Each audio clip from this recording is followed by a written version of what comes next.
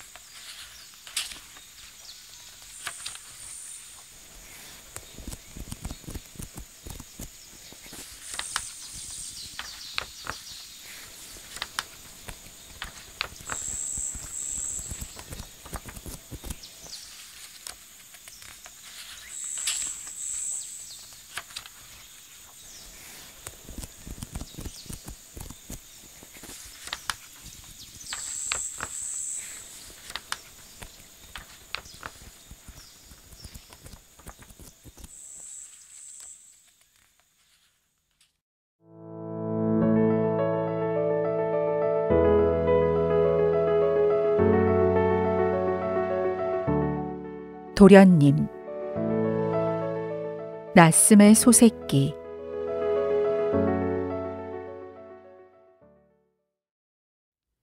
빨간 셔츠와 낚시를 다녀온 다음부터 난 거센 바람을 의심하기 시작했다.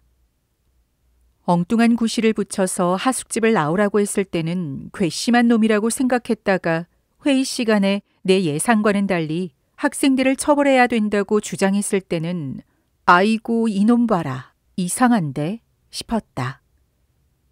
그리고 하숙집 할머니로부터 거센 바람이 끝물 호박 선생을 위해 빨간 셔츠에게 이야기를 하러 갔다는 말을 듣고는 그건 참 장한 일이라고 생각했다.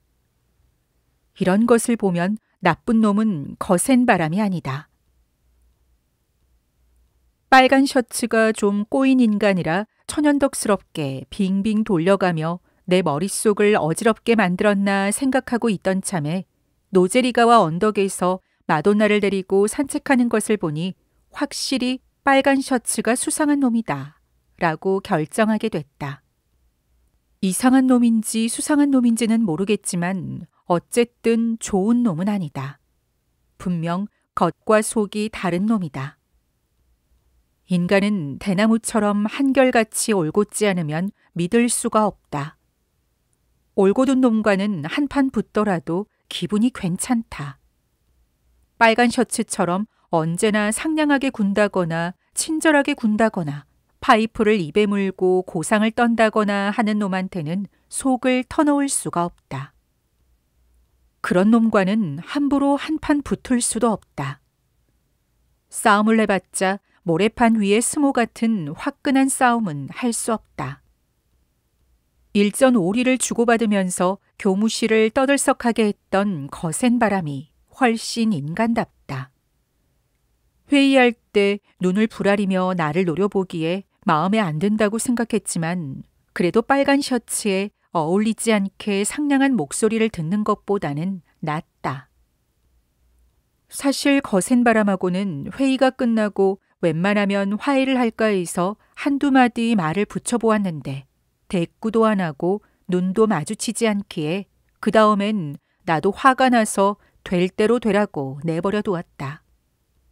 그 이후 거센 바람과는 한마디도 하지 않았다. 책상 위에 놓아두었던 일전 오리는 아직까지 책상 위에 그대로 있다. 지폐 위에는 먼지까지 앉아 있다.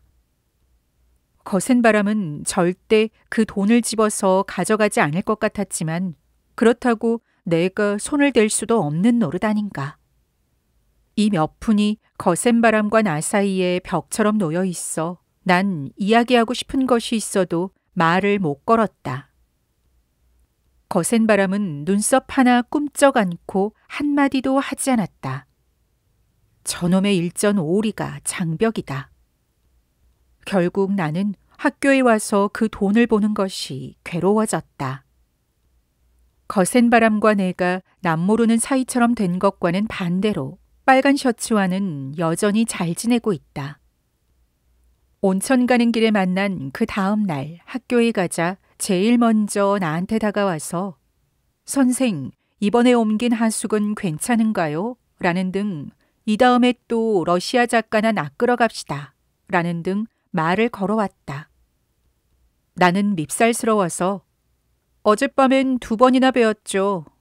했더니 글쎄요, 역에서 그런데 선생은 항상 그 시간에 온천에 가십니까? 너무 늦지 않아요? 하고 말한다. 노제리가와 언덕에서도 배웠지요. 왜? 하고 끝까지 물어봤더니 아니요, 나는 그쪽에는 안 갔는데요. 온천만 하고 금세 돌아왔어요. 라고 잡아댄다. 눈까지 마주쳐 놓고 그렇게 숨길 것까지 없지 않나? 거짓말쟁이 같으니. 내 참, 저런 놈이 중학교 교감이면 나는 대학 총장이다. 나는 그 뒤부터 확실히 빨간 셔츠를 믿지 않기로 했다. 믿을 수 없는 빨간 셔츠하고는 말을 하고 듬직한 거센 바람하고는 눈도 마주치지 않다니 세상 돌아가는 일은 참 이상도 하다. 그러던 어느 날 빨간 셔츠가 선생하고 할 얘기가 있으니 학교 끝나고 우리 집에 좀 들러주세요 하는 것이었다. 이상하다고 생각했지만 온천은 하루 쉬기로 하고 4시쯤 그 집으로 향했다.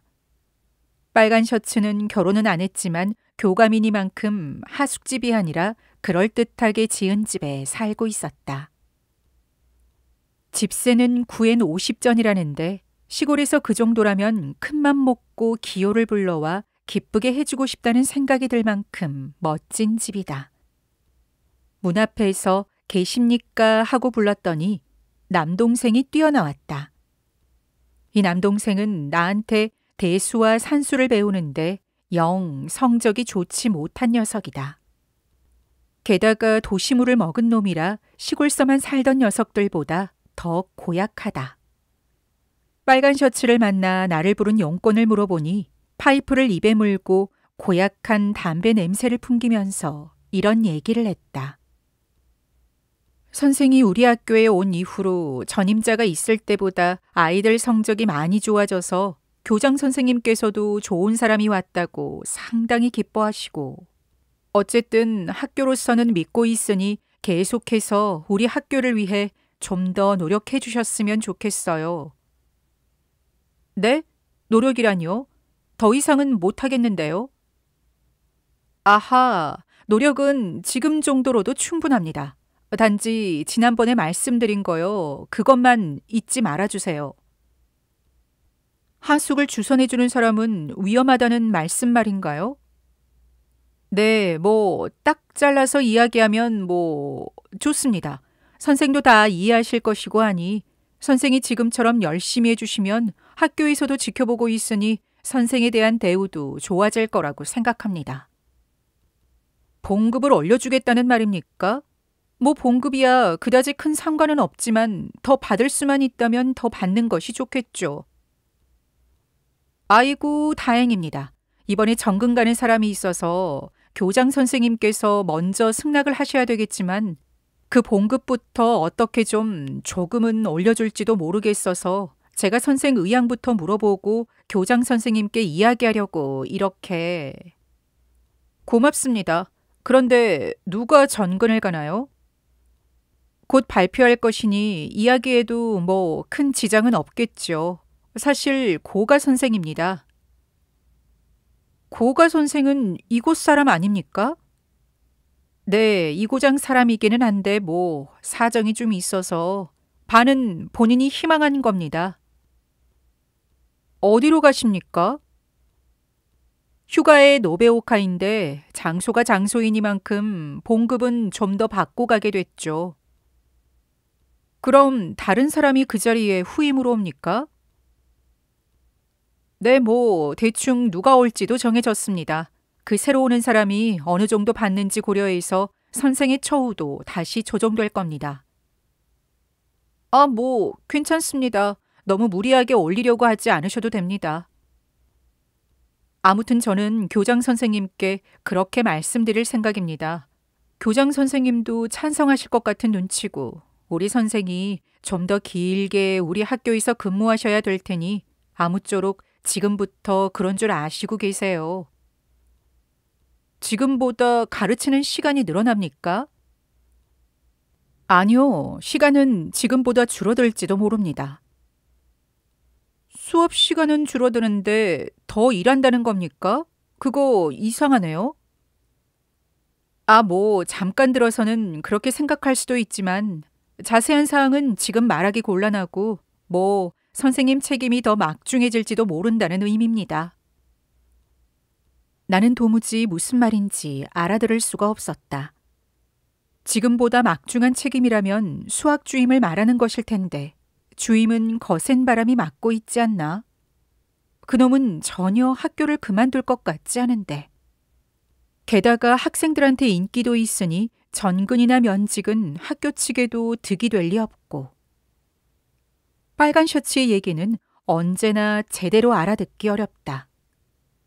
완전히 알아듣진 못했지만 용건은 이렇게 끝났다. 그러고 나서 빨간 셔츠는 잡담을 시작했다. 끝물 호박 선생의 송별의 계획부터 시작해서 나보고 술은 얼마나 마시냐는 등 끝물 호박은 군자 같은 사람으로 존경할 만하다는 등 끊임없이 떠들어댔다. 한참 딴소리를 하더니 이번엔 하이쿠 좀 울프십니까? 하고 묻기에 속으로 이놈은 정말이지 어쩔 수가 없다고 생각하며 얼른 하이쿠는 전혀 읊지 않습니다. 그럼 이만 하고 돌아 나와 버렸다.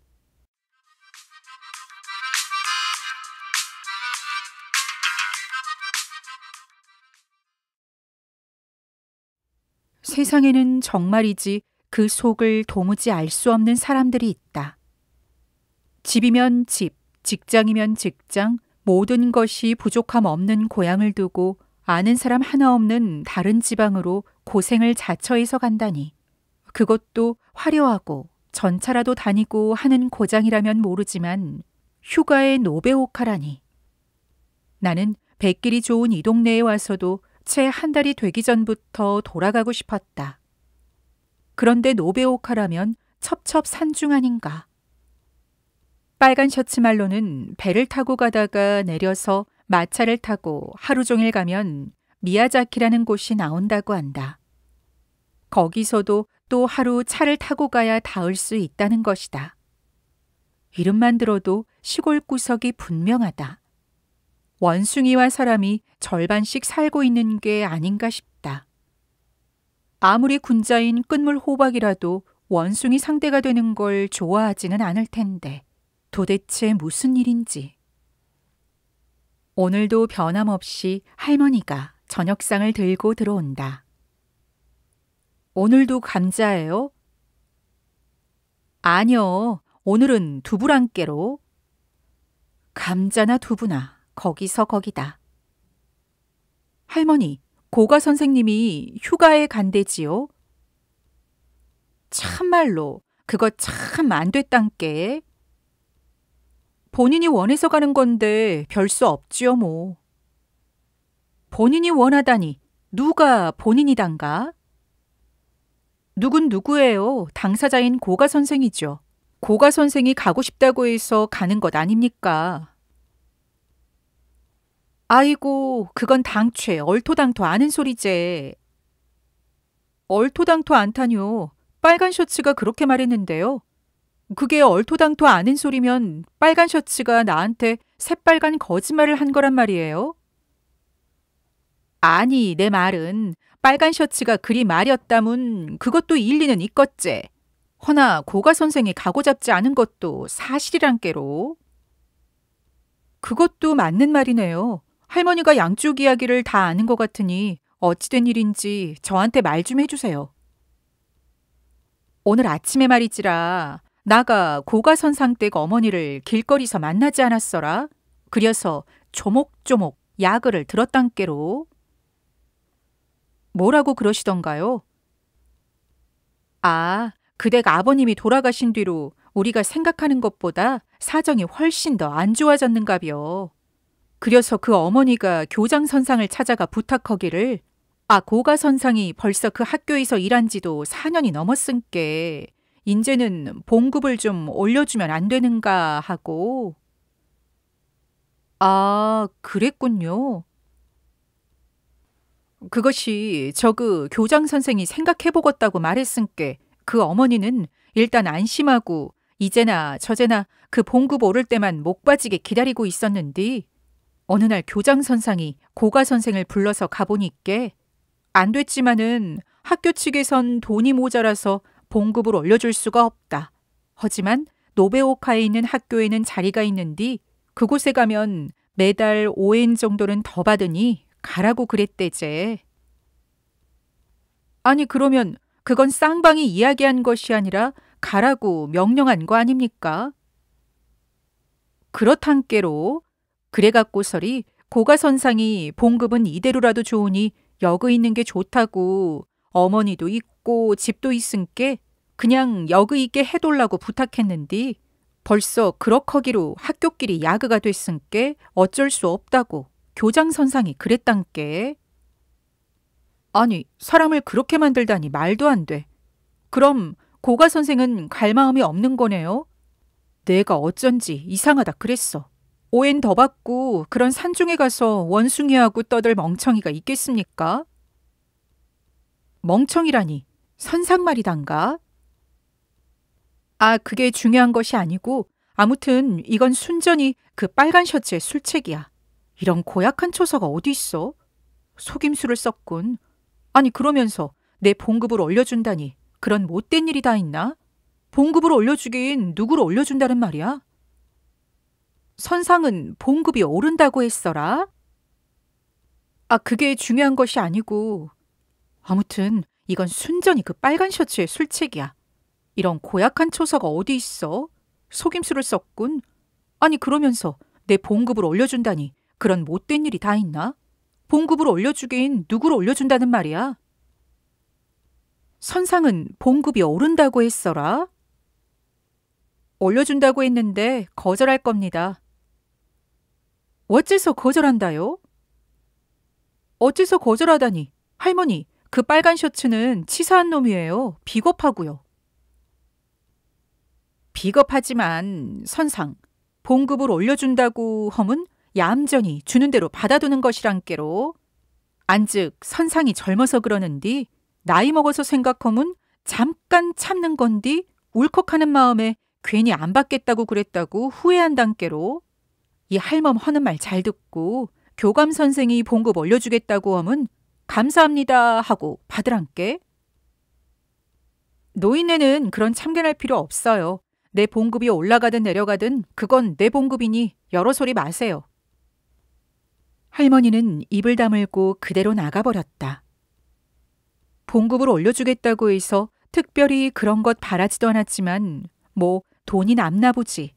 남는 돈 묵혀두는 것도 아까운 일이라고 생각해서 좋다고 했는데 다른 곳으로 가고 싶지도 않은 사람을 억지로 전근 보내고 그 사람의 봉급 중 일부를 잘라주겠다니 그런 매정한 일이 어디 있단 말인가.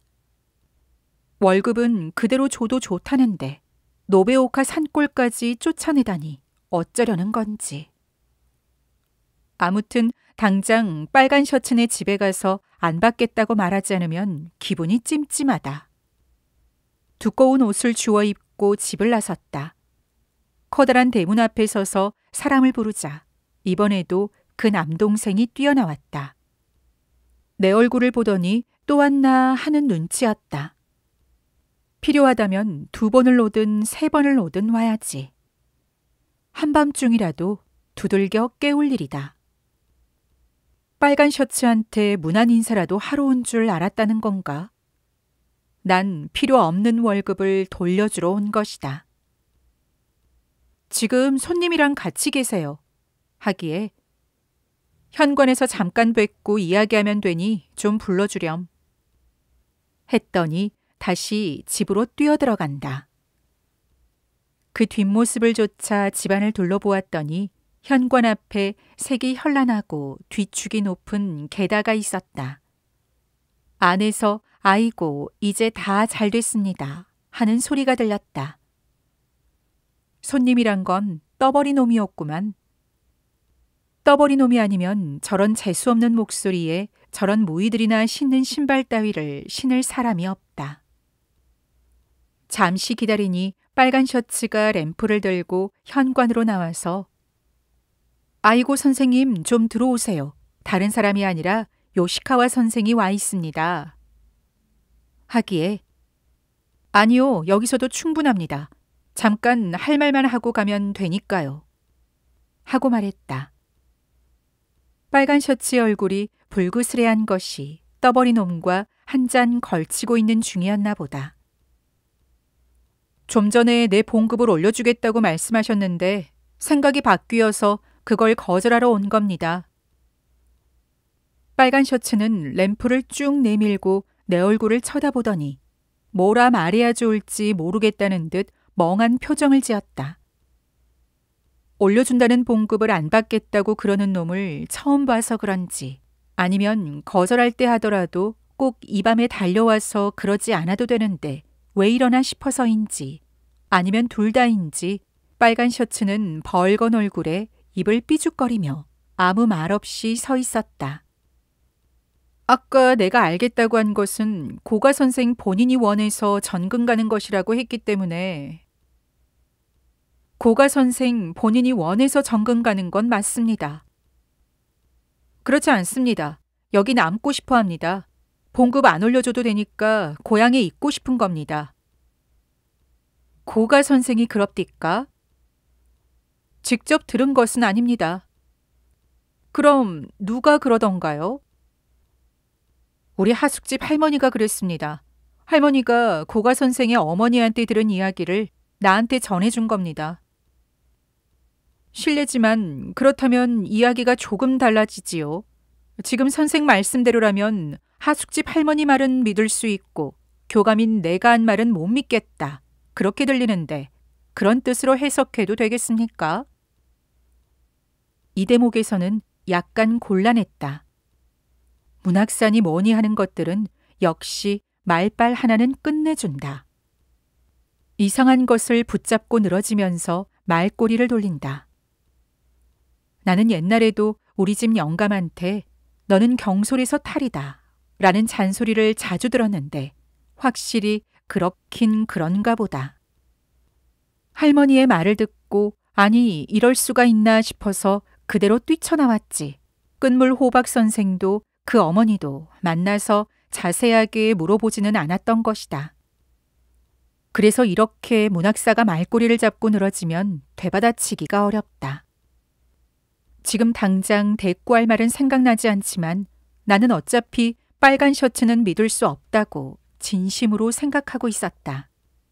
하긴 하숙집 할머니도 구두쇠에 돈 욕심 많은 사람이긴 하지만 거짓말은 안 하는 사람이다.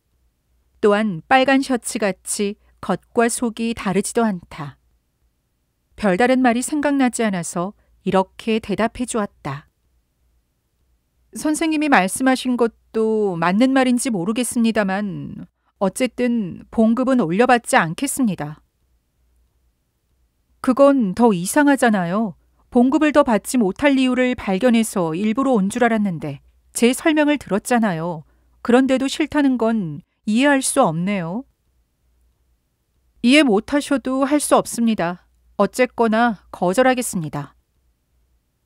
뭐 정 그렇게 싫으시다면 억지로 권하진 않겠지만 불과 2-3시간 만에 특별한 이유도 없이 갑자기 마음을 바꾸면 앞으로 어떻게 선생을 신용하겠습니까? 신용할 수 없어도 상관없습니다. 그렇지 않지요. 인간에게 신용이란 것이 얼마나 중요한데요. 내 한 발 양보해서 하숙집 주인이 아니라 할머니입니다. 아, 그건 중요한 게 아닙니다. 하숙집 할머니가 선생에게 한 이야기가 사실이라고 해도 고가 선생의 봉급을 빼앗아서 선생의 봉급을 올려주겠다는 것이 아닙니다.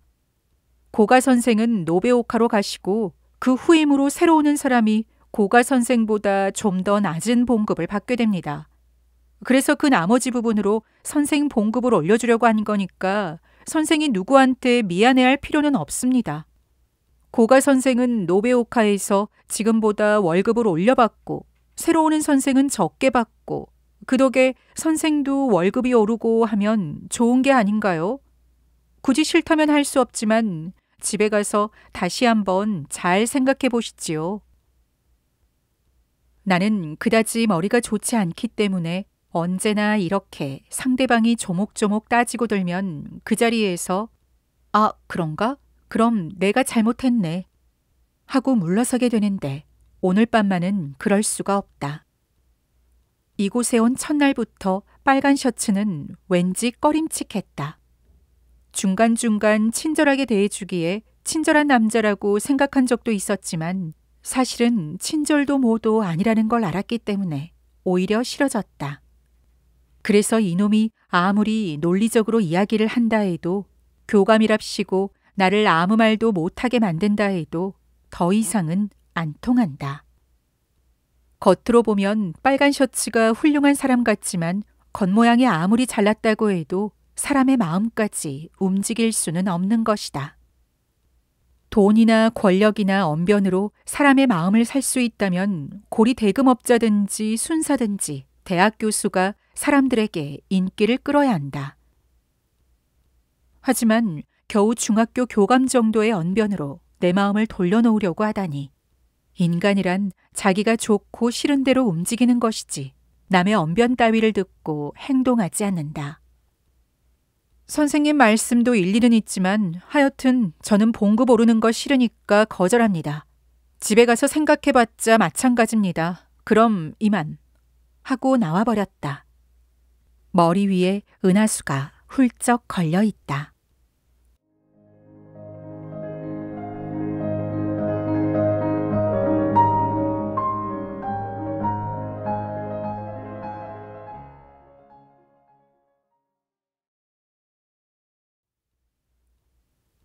끝물 호박 선생의 송별회가 있는 날 아침 학교에 갔더니 그전까지 나와 눈도 안 마주치던 거센 바람이 말을 걸어왔다. 이봐, 일전에 그 하숙집 주인이 나한테 와서 자네가 영 난폭해서 안 되겠다고 말 좀 해달라고 부탁하기에 내 고지 듣고 자네한테 방을 빼라고 했네마는 나중에 들어보니 그자가 아주 몹쓸 사람일세. 가짜 서화나 골동품을 만들어 파는 사람이라지 뭔가. 분명히 자네 얘기도 그 사람이 꾸며낸 이야기일 걸세. 자네한테 물건들을 좀 팔아볼까 했는데 끝까지 말이 먹히지 않아서 내쫓으려고 그런 얘기를 지어내서 사람을 속인 거야. 내가 그 사람을 잘 몰라서 자네한테 아주 몹쓸 짓을 했네. 미안어이. 장황하게 사죄를 하는 것이다. 나는 아무 말도 하지 않고 거센 바람에 책상 위에 있던 일전 오리를 집어서 내 호주머니에 집어넣었다. 그랬더니 거센 바람이 물었다. 자네 그것 도로 가져가는 거야? 네, 선생님한테 거저 얻어먹기 싫어서 갚았던 건데 곰곰이 생각해보니 얻어먹는 게 좋을 것 같아서 도로 가져갑니다. 거센 바람은 큰 소리로 웃으면서 다시 물었다. 그럼 왜 진작 가져가지 않았나?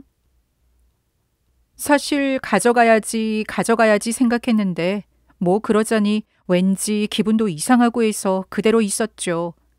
요즘은 학교에 와서 이 돈을 보면 기분이 영 안 좋다니까요. 자네 그거 아나? 자네 정말 아집 센 놈인 거. 선생님은 그거 아세요?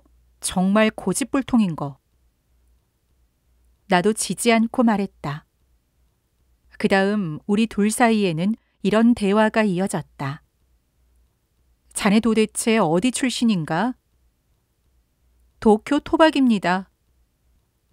오라, 도쿄 토박이. 그래서 그렇게 아집이 세셨군. 선생님은 어디예요?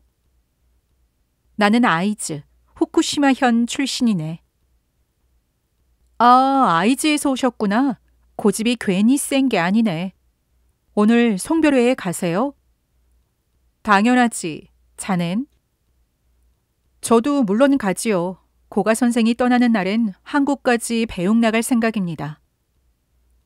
송별회 그거 재밌을 거야. 꼭 나오라고. 실컷 마셔야지. 양껏 마시세요. 난 생선 요리나 나오면 먹고 집에 갈 겁니다. 술이나 퍼마시는 사람들은 바보 같아. 자네는 금세 싸움을 벌일 놈이야. 누가 도쿄 토박이 아니랄까봐 그렇게 경망스럽게 굴기는. 뭐래도 상관없어요. 그런데 참, 송별회에 가기 전에 제 방에 좀 들러주세요. 할 얘기가 있으니까. 거센 바람은 약속대로 내 하숙방에 들렀다. 나는 이전부터 끝물 호박의 얼굴을 볼 때마다 안 돼 보여서 가슴이 아팠는데 이렇게 송별의 날이 닥치고 보니 너무 처량하고 불쌍해서 웬만하면 내가 대신 전근을 가지고 싶을 정도였다.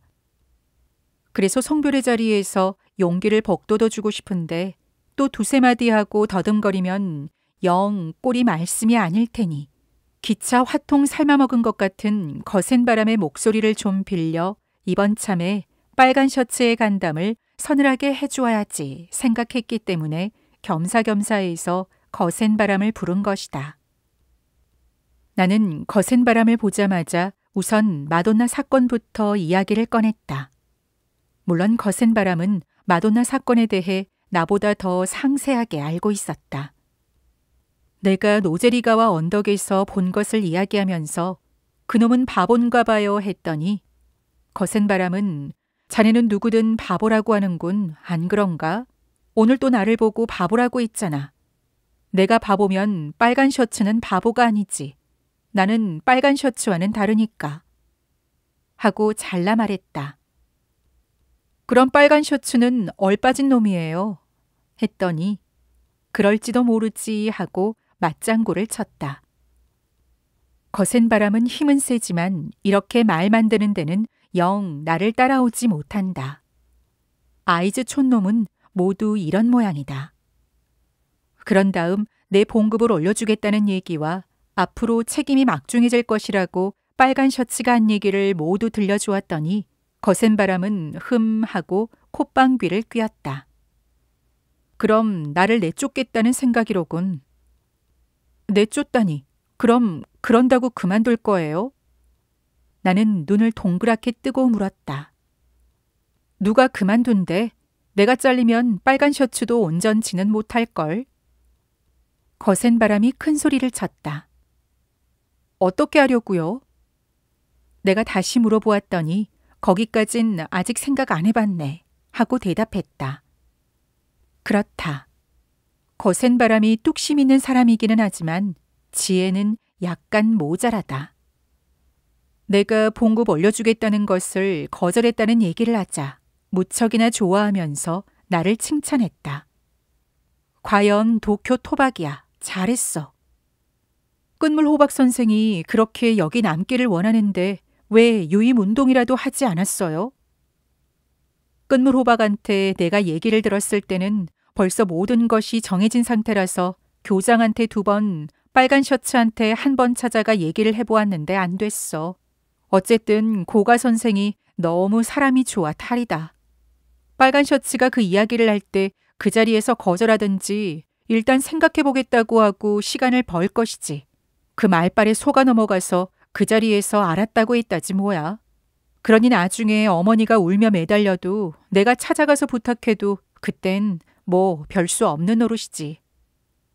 거센 바람은 속상해했다. 이번 사건은 완전히 빨간 셔츠가 끝물 호박 선생을 멀리 쫓아내버리고 마돈나를 혼자 차지하려는 술책이에요. 하고 말하니 거센 바람은 맞아 그럴 거야. 그놈은 얌전한 섹시 얼굴을 하고 있지만 계략을 꾸며대면서 누가 뭐라 하면 때맞춰 빠져나갈 구멍을 파놓고 있는 교활한 놈이야.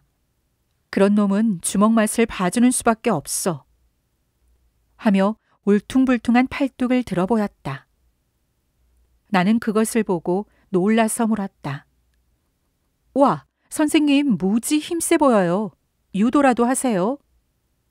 그러니까 팔뚝에 힘을 주면서 한번 만져봐 한다. 손가락 끝으로 찔러보았더니 도대체 꿈쩍도 하지 않는 것이 꼭 온천탕에 세워놓은 돌기둥 같다. 나는 하도 신기해서 선생님 이 정도 팔뚝이면 빨간 셔츠 같은 놈들 대여섯 명쯤 한 방에 날리는 것도 문제는 아니겠네요.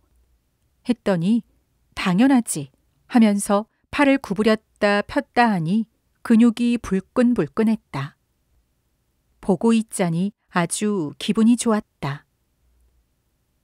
선생님, 그럼 오늘 밤 송별회에 가서 있는 대로 퍼마시고 빨간 셔츠하고 그 떠버리 놈 힘껏 패주지 않을래요? 나는 내친 김에 농담 반 진담 반으로 떠보았다. 그럴까? 하더니 거센 바람은 잠시 생각하다가 오늘은 관두지 하고 말했다. 왜요? 오늘 밤은 고가 선생 보내는 자리잖아.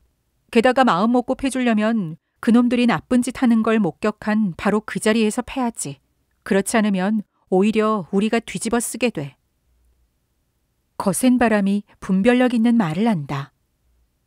거센 바람도 나보다는 생각이 있는 모양이다. 그럼 회식장에서 큰 소리로 끝물 호박 선생을 칭찬해줘요. 내가 하면 도쿄 토박이의 경박스런 말투가 되어서 영 무게가 없어지고 또 그런 데서는 잘 나가다가 속에서 울컥 치밀어가지고 목에 뭐가 걸린 것 같이 그 다음 말이 안 나와서 선생님한테 부탁하는 거예요. 참 이상한 병이네 그려. 사람들 모인 데선 말이 안 나오니 참 곤란하겠어. 하기에 뭐 그렇게 곤란할 것까진 없어요. 하면서 얼버무렸다. 그런저런 이야기를 하는 동안 시간이 다 되어서 거센 바람과 함께 송별회장으로 갔다.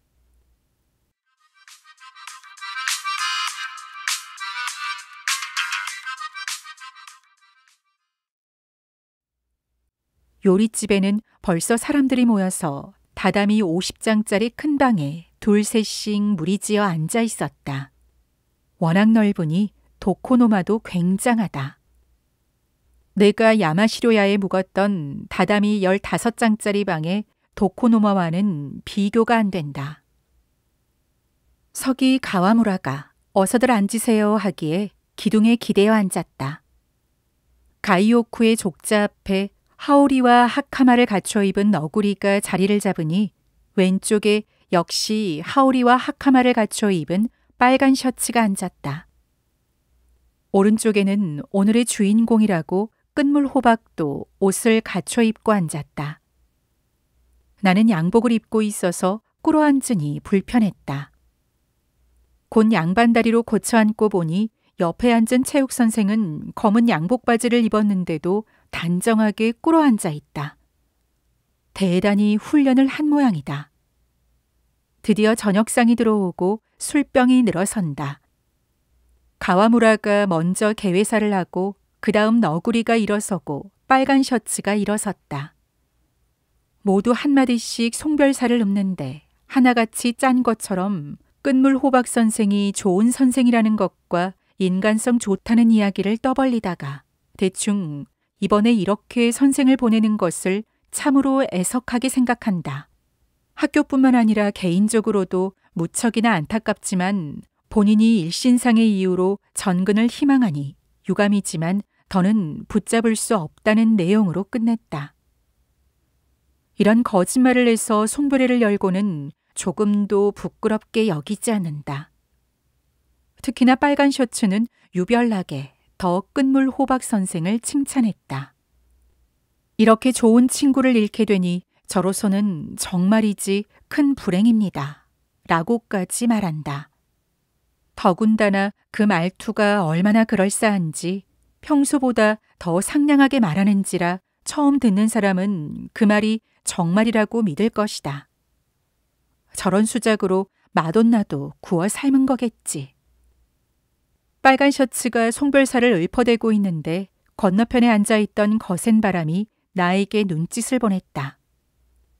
나는 그 답례로 둘째 손가락으로 아래 눈두덩을 까보이며 빨간 셔츠를 경멸한다는 표시를 했다. 빨간 셔츠가 제 자리에 앉기도 전에 거센 바람이 벌떡 일어나서 나는 기쁜 나머지 엉겁결에 박수를 쳤다. 그러자 너구리를 비롯한 모든 사람들이 나를 쳐다보았다. 약간 머쓱했다. 지금 교장 선생님을 비롯해 교감 선생님까지 고가 선생의 전근을 상당히 유감으로 생각하고 계신 것 같은데 나는 생각이 다릅니다. 나는 하루라도 빨리 고가 선생이 이곳을 떠나기를 희망합니다. 노베오카는 이곳에서 아주 멀리 떨어진 산골이니 이곳보다 물질적으로는 불편할지 몰라도 내가 듣기로 그곳은 인심이 후하고 살기 좋은 동네라 들었습니다. 선생과 학생이 서로 꾸밈없이 언제나 솔직하게 지낸다고 합니다. 마음에도 없는 말을 떠벌린다거나 어진 얼굴을 하고 군자를 곤경에 빠뜨리는 겉멋들어 돌아다니는 사람은 한 명도 없다고 합니다. 그러니 고가 선생처럼 온화하고 품행 바른 분은 반드시 그곳 사람들에게 두 손 벌려 환영받으실 겁니다. 우리들은 고가 선생이 그런 좋은 곳으로 전근 가게 된 것을 크게 축하해야 합니다. 마지막으로 고가 선생에게 한 말씀 드리자면 그곳에 가셔서 훌륭한 남성에게 걸맞은 참하고 아름다운 그 고장 여성분을 만나 하루빨리 화목한 가정을 일구시라는 겁니다. 그래서 지조 없는 말괄량이가 자신이 한 일이 부끄러워 얼굴을 못 들도록 해주시기를 바랍니다. 에헴, 에헴.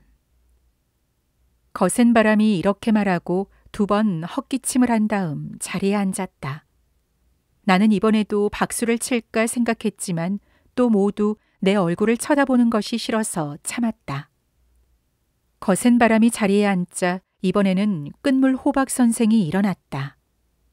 선생은 조용하게 자기 자리에서 말석까지 내려가 모인 사람들을 향해 고개 숙여 인사를 하였다. 이번에 제가 개인적인 이유로 전근을 가게 되었습니다. 이를 아쉬워해 주시는 모든 선생님들께서 저를 위해 이런 성대한 송도례를 열어주신 것에 대해서 가슴 깊이 감사의 말씀을 드리겠습니다. 특히 지금 이 자리에서 교장 선생님을 비롯한 여러 선생님들께서 해주신 말씀은 제가 평생 잊지 못할 것입니다. 저는 이제 먼 곳으로 떠나지만 아무쪼록 여러 선생님들께서는 지금과 마찬가지로 화목하게 지내시길 기원합니다. 그러고 나서 끝물 호박 선생은 자리에 가 앉았다. 끝물 호박 선생은 좋은 사람이긴 하지만 끝까지 그 속내를 보이지 않는다. 자신을 이렇게 골탕 먹인 교장과 교감에게 끝까지 예의를 갖춰 인사를 한다. 말뿐인 인사라면 그럴 수도 있다고 하지만 저 말하는 자세나 말투나 표정을 봐서는 마음속 깊이 우러나서 하는 말이 분명하다. 이런 성인 군자에게 진실된 인사말을 들으면 미안해서 얼굴이라도 붉혀야 마땅한데 너구리랑 빨간 셔츠는 뻔뻔스럽게 인사말을 듣고 있다. 떠버린 놈은 공손하게 교장 앞에서 술을 받아 마시고 있다. 재수 없는 놈이다. 끝물 호박 선생은 한 사람씩 앞으로 가 술잔을 받고 답잔을 붓는다. 참으로 피곤한 일이 아닐 수 없다. 끝물 호박 선생이 내 앞에 와서 저한테 한 잔 주시지요 하면서 옷 매무새까지 고치며 청하기에 나는 양복바지 차림으로 꿇어앉아 한 잔 따랐다. 이렇게 빨리 헤어지게 돼서 유감입니다. 떠나시는 날은 언제죠? 꼭 한국까지 배웅 나가겠습니다. 했더니 끝물 호박 선생은 아유 아닙니다. 바쁘신데 그러지 마세요. 하고 대답한다. 끝물 호박이 뭐라고 해도 나는 학교를 쉬고라도 나갈 참이다. 그만 실증이 나서 볼일 보러 나간 김에 옛날 정원처럼 꾸며놓은 마당을 거닐면서 별 구경을 하고 있는데 거센 바람이 다가와 말을 걸었다. 어때? 아까 한 연설 잘했지? 하고 꽤나 의기양양해하기에 대찬송이지만 딱 한 군데가 좀 걸리던데요? 하고 이의를 제기했다. 어디가 걸렸는데? 하고 묻는다. 어진 얼굴을 하고 사람 골탕 먹이는 겉멋만 든 놈은 오베오카에 한 명도 없기 때문에 라고 했죠. 응, 그랬지. 겉멋들어 돌아다니는 놈이라고만 하면 한참 모자라죠. 그럼 뭐라고 하나? 겉멋 들린 놈의 사기꾼에 야바위꾼에 양의 탈을 쏜 놈에 싸구려 장사치에 앞잡이에 걔보다 잘 지저대는 놈까지 말을 했어야죠. 난 그렇게까지 말주변이 없어서 자네 이제 보니 아주 달변이네. 그렇게 말들을 많이 하는데 연설을 못한다니 이상해. 아, 이건 여차에서 한판 뜨면 해주려고 미리부터 생각해둔 말들이에요. 연설을 할라 치면 안 나오죠. 그래도 거침없이 나오잖아. 다시 한마디 해봐. 10마디라도 하죠. 겉멋들린 놈의 사기꾼에. 내가 큰 소리로 떠벌리려는데 툇마루가 시끌벅적해지면서 두 사람 정도가 비틀거리면서 나왔다. 아이고 이 사람들아, 그러면 못 쓰지. 어디 지금 도망가려고. 내가 여기 있는 한은 그냥 가게 내버려 두지 않는다고. 꺽. 자 마시라고. 사기꾼. 꺽. 사기꾼 재밌어. 마셔. 하면서 나와 거센 바람을 방으로 잡아끈다. 내가 보기엔 이 사람들도 볼일 보려고 나왔다가 너무 취해서 오줌 누는 것도 까먹고 지금 우릴 잡고 실랑이 하는 것 같다. 술 취한 놈들은 눈에 보이는 대로 일을 만들고 원래 하려던 일은 까맣게 있는 모양이다. 이쪽 저쪽 훑어보아도 상위에는 먹을 만한 생선 요리는 하나도 남아있지 않았다. 자기 것 싹싹 긁어먹고 옆상까지 기웃거리는 놈만 눈에 띈다. 교장은 언제 돌아갔는지 보이지 않는다. 이방인가요? 하는 소리와 함께 기생이 서너 명 들어왔다. 좀 놀랐지만 벽에 떠다 밀려 있는지라 그냥 보고만 있었다. 이때까지 기둥에 기대서서 잘난 척 호박 파이프를 물고 있던 빨간 셔츠가 갑자기 일어나서 나가려고 했다. 그러자 기생 중 하나가 웃으며 인사를 한다. 제일 젊고 예쁜 여자다. 잘 들리지 않지만 어머 안녕하셨어요쯤 되는 모양이다. 빨간 셔츠는 모르는 척하고 나가버리더니 다시는 나타나지 않았다. 기생이 들어오자 갑자기 활기가 넘쳤다. 모두가 환성이라도 지르는 듯 싶게 시끄럽다. 숫자 맞추기 놀이를 하는 사람도 있는데 얼마나 소리가 큰지 이 아이 맥키를 배우는 것 같다. 한쪽에서는 가위바위보를 한다. 에잇, 얏 하며 손을 휘두르는 모양이 다크 극단의 인형보다 능숙하다. 한쪽 구석에서는 이봐 술 따라 하며 술병을 흔들다가 술이다 술 하고 소리를 지르기도 한다. 얼마나 시끄러운지 견딜 수가 없다. 생각에 잠겨서 조용히 앉아있는 것은 끝물 호박뿐이다. 이렇게 송별회를 열어주었다고 끝물 호박이 떠나는 걸 아쉬워하는 것은 아니다. 그저 술 마시고 놀려는 거다. 그러니 끝물 호박 혼자 어쩔 줄 몰라 가만히 있지 않는가.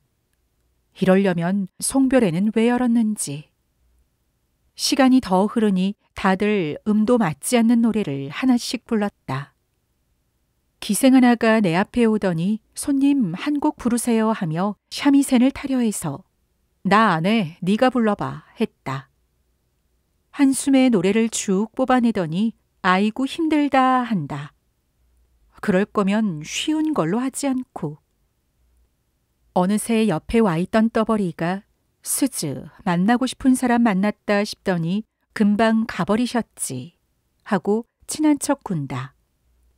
기생이 새초롬하게 대꾸를 앉자 떠버리는 우연히 만나긴 했는데 하며 듣기 싫은 목소리로 노래를 흥얼거린다. 기생이 이러지 마요 하고 떠버리의 넓적다리를 철썩 치는데도 좋아라 웃는다. 아까 이 기생이 빨간 셔츠에게 아른 척을 하고 인사를 했다. 떠버리도 속 없는 녀석이다. 기생에게 얻어맞고 실실거리다니. 맞은편에 앉은 영감은 이도 없는 입을 오물거리면서 한문을 가르치고 있다. 어떤 기생은 과학선생을 붙들고 이런 노래 들어보셨어요 하면서 I am glad to see you 어쩌고 하면서 영어까지 섞어 노래를 한다. 거센 바람은 깜짝 놀랄 만큼 큰 소리로 이봐 이봐 하고 기생을 부르더니 건물을 출 테니 샤미센을 타줘 하고 호령한다. 하도 괄괄하게 소리치니 기생은 어이없다는 듯 대답도 안 한다. 거센 바람은 그러든 말든 지팡이 하나를 들고 제주를 보인답시고 한가운데로 나섰다. 떠버리는 연달아 몇 번이나 춤을 추고는 훈도시 바람에 반 벌거숭이가 되어서 청일회담은 깨지고 하면서 온 방을 휩쓸고 다닌다. 이건 완전히 미치광이다. 끝무로박은 거북한 듯한 자세로 앉아있다. 아무리 자기 송별이라고 해도 저런 벌거숭이 춤까지 하우리의 하카마를 갖춰 입고 앉아서 볼 필요는 없다는 생각이 들어서 고가 선생님 이제 돌아갑시다 하고 피곤해 보이는 끝물 호박한테 권했다. 오늘은 저 때문에 마련해 주신 송별회인데 제가 먼저 자리를 뜨면 도리가 아니지요. 더 즐기세요. 하며 끝물 호박은 움직이지 않는다. 뭐 상관없잖아요. 송별회면 송별회답게 적당한 선에서 끝내는 게 좋아요. 저 꼴들을 좀 보세요. 이건 송별회가 아니라 무슨 미치광이회 같잖아요. 자, 가요. 내가 내키지 않아 하는 사람을 억지로 끌고 나가려는데 떠버린 놈이 어디서 빗자루를 주워와서는 이거 주인공이 먼저 자리를 뜨다니 그건 말이 안 되지. 이건 청일조약이다. 돌아갈 수 없음. 하고 빗자루를 옆에 들고 길을 막아선다.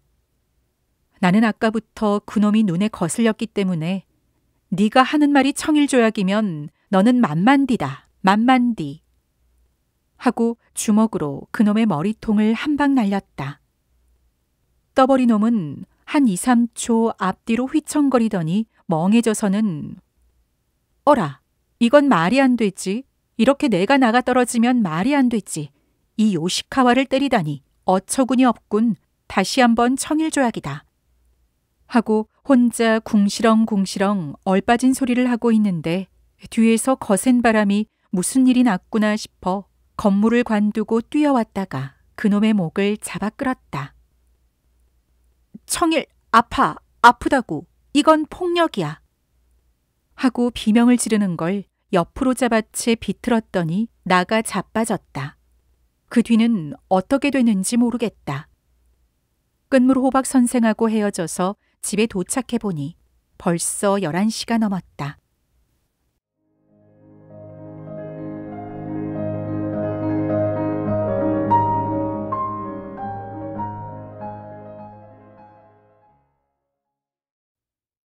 오늘은 승전 기념일로 학교 수업이 없는 날이다. 연병장에서 기념식이 열려 너구리가 학생들을 데리고 참석하기로 되어 있었다. 나도 교직원의 한 사람으로 함께 가야 한다. 시내로 나오자 동네가 온통 흰오마루, 일장기 물결로 눈이 부셨다. 학생들은 모두 800명이나 되기 때문에 체육선생이 조를 짜서 한 반씩 세운 다음 그 사이사이에 교사를 한 명씩 배치해 학생들을 감독하도록 했다. 줄을 세운 모양을 보면 상당히 머리를 쓴 것인데 사실은 무지 정신이 없다. 왜냐하면 학생놈들이란 어린애인데다가 규칙을 깨지 않으면 자기들 체면이 서지 않는다고 생각하기 때문에 선생이 아무리 지켜보고 있어도 그 소라는 말릴 수가 없다. 부르라고 말한 적도 없는데 자기들 마음대로 군가를 부르고 군가가 끝나면 와 하고 괜히 소리를 지르는 것이 이건 무슨 정신병자들이 마을을 배회하는 것 같았다. 군가를 부르지 않는 동안에는 시끌벅적 떠들어댄다. 말을 안 해도 걸을 수 있을 텐데 일본인들은 태어날 때 입부터 나온다더니 아무리 야단을 쳐도 쇠귀에 경일기다. 나는 기숙사 사건으로 학생들에게 사죄를 받았으니까 이제는 됐다고 생각하고 있었다. 하지만 그것은 나만의 커다란 착각이었다. 하숙집 할머니의 표현을 빌려 말하면 그건 얼토당토 않은 착각이다. 학생들이 그때 나한테 와서 사과한 것은 자기들이 스스로 뉘우쳐서 사과를 한 것이 아니다. 교장이 하라고 하니까 형식적으로 겨우 머리만 조아린 것뿐이다. 생각해보니 세상 일들은 모두 이런 학생놈들 짓거리에서부터 자라난 것이 아닌가 싶다. 사람이 잘못을 뉘우치고 사죄하는 것을 고지 듣고 용서하는 것은 물정 모르는 바보들이나 하는 짓인 거다. 좋다. 거짓으로 사과하는 것이면 거짓으로 용서하면 된다. 정말로 끝까지 사죄를 받아내야 될 일이라면 말 대신에 두 눈에서 눈물이 쏙 빠지도록 흠씬 두들겨 패주어야 된다. 내가 녀석들 사이에 들어가서자 튀김 당고라는 말이 뒤에서 들려왔다. 그런데 아이들이 워낙 많아서 어떤 놈 입에서 나온 것인지 알 수가 없다. 만약 어떤 놈인지 알았더라도 그놈은 분명 지는 샘 보고 튀김이라고 부르지 않았어라. 당고라고 부른 적도 없어라. 그건 쌤이 괜시리 그 말에 신경 쓰고 있은께 고렇게 들리는 것이지. 라고 둘러댈 게 뻔하다. 이런 곳에서 1년이나 있다가는 추잡한 꼴 못 보는 나도 꼭 저렇게 닮아갈지도 모르겠다. 상대방이 능숙하게 빠져나갈 수 있는 수단으로 자기 머리를 어지럽히는데 그냥 놔둘 멍청이 바보는 없다. 하지만 내가 복수를 하려고 평소 내 성질대로 했다가는 놈들에게 역습을 당하기 십상이다. 결국 상대는 겉으로만 손을 내밀어 다른 사람들에게는 내가 먼저 시작한 싸움처럼 생각하게 만들 것이다. 승산 없는 짓이다. 1년이나 이렇게 당한다면 나쁘고 나쁘지 않고를 떠나 나도 녀석들처럼 하지 않으면 결판을 낼 수 없다. 이렇게 되면 뭐 도쿄 토박이도 다를 바가 없다. 아무래도 빨리 도쿄로 돌아가서 기요랑 사는 게 좋겠다. 이런 동네에서 사는 것은 타락을 재촉하는 짓이다. 기념식은 무척이나 간단했다. 여단장이 축사를 읽는다. 현해 지사가 축사를 읽는다. 그러고 나면 참석자들이 모두 만세 삼창을 한다. 그러고는 끝이다. 뒤풀이는 오후에 한다고 해서 나는 일단 집으로 돌아와서 며칠 전부터 마음먹고 있던 일을 하기로 했다. 기호에게 편지를 쓰는 것이었다. 다음번에는 좀 더 자세히 써달라고 부탁했으니 최대한 공들여서 써야 한다. 마음먹고 편지지를 꺼냈더니 쓸 말은 많은데 뭐부터 쓰면 좋을지 모르겠다. 이 말을 쓸까? 아니, 이 말을 다 쓰려면 귀찮아. 저 말을 쓸까? 아니, 시시한 일이야.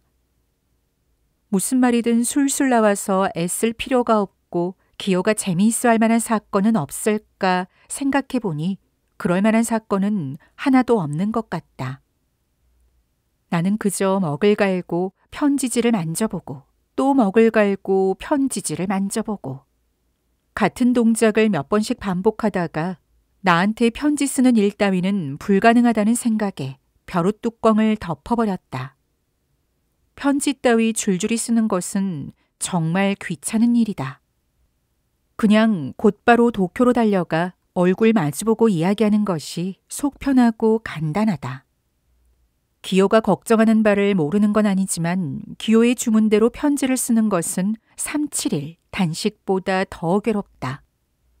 나는 붓과 편지지를 옆으로 치워버리고 아무렇게나 누워 팔베개를 하고 마당 쪽을 쳐다보았다.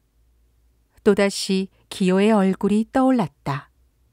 그때 난 이렇게 생각했다. 이렇게 멀리서도 내가 기호를 떠올리면서 염려하면 이런 내 마음이 기호한테도 전달될 거야. 기호가 이런 내 심정을 알면 굳이 편지 같은 것은 안 써도 되잖아. 무소식이 희소식이지. 편지란 사람이 죽었을 때나 아플 때, 무슨 일이 생겼을 때 알리려고 쓰는 것이지. 하숙집 정원은 10평 정도 되는 넓이에 바닥이 평평하고 뭐 이렇다 할 나무는 심어져 있지 않았지만 한쪽에 귤나무 한 그루가 서 있다. 담 너머에서도 표가 날 만큼 크다. 나는 집에 돌아오면 언제나 이 귤을 바라본다. 도쿄를 떠나본 적이 없는 사람에게 귤이 나무에 열려있는 것을 본다는 것은 정말이지 신기한 일이다. 저 퍼런 열매가 점점 숙성해서 노란 빛깔이 되겠지. 할머니한테 물어보니 물이 많아서 아주 맛이 좋다고 한다.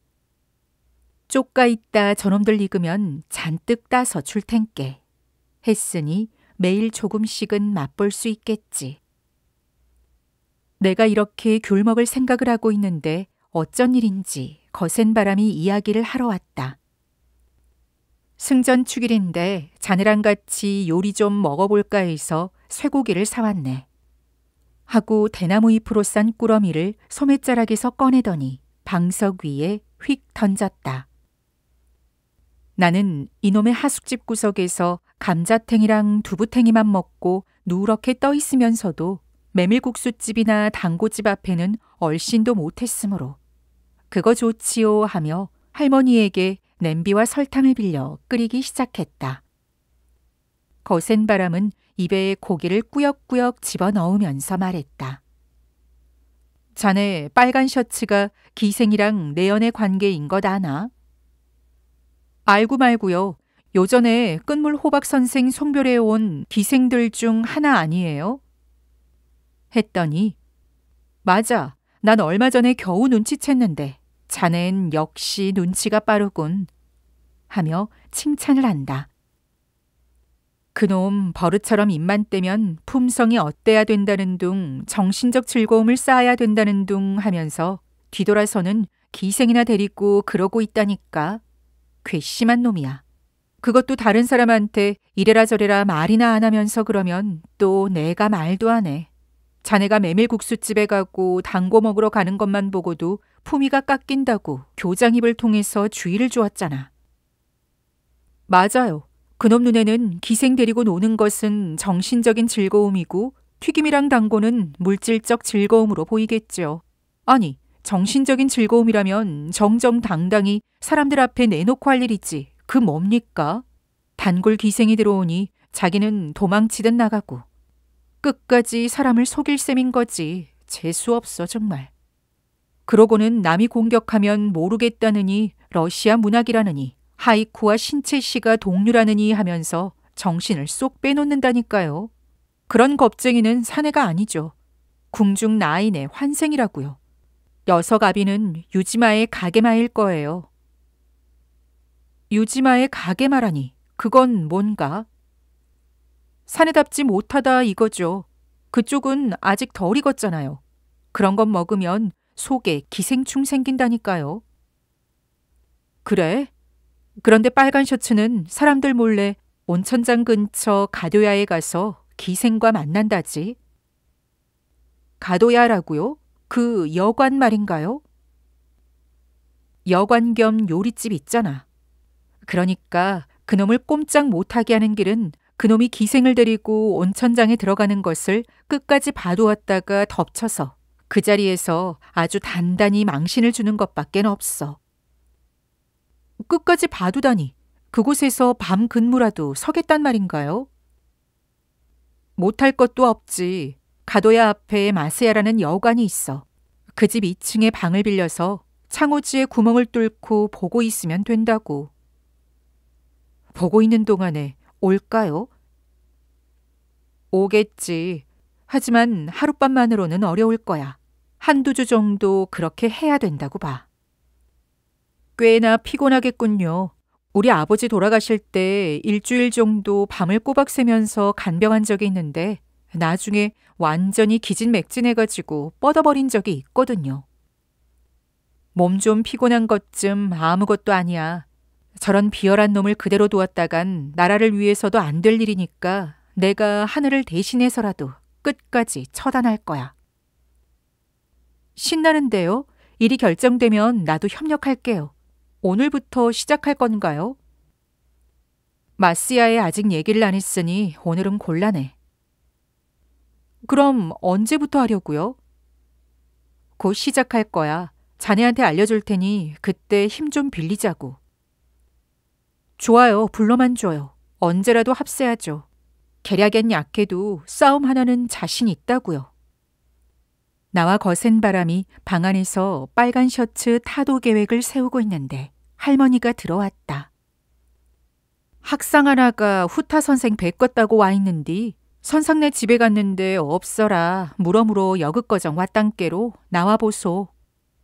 하고 문지방에 무릎을 대고 거센 바람의 대답을 기다린다.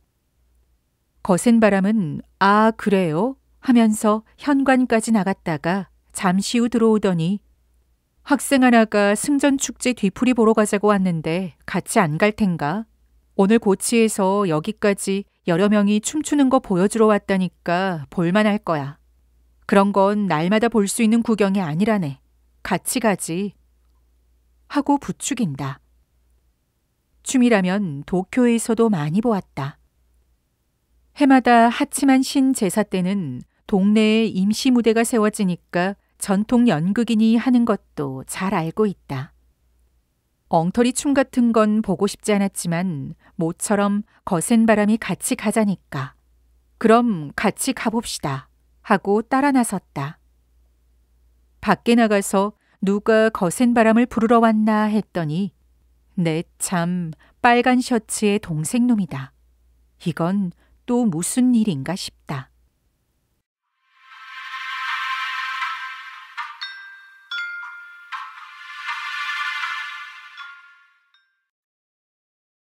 기념식장에 들어가자 기다란 깃발을 여기저기 꽂아놓은 데다가 세계 각국의 국기를 빌려왔는지 파랗기만 했던 하늘이 화려하게 뒤덮여 있다. 동쪽 구석에 무대를 마련하고 그 위에서 고치에 뭔가 하는 춤을 춘다고 한다.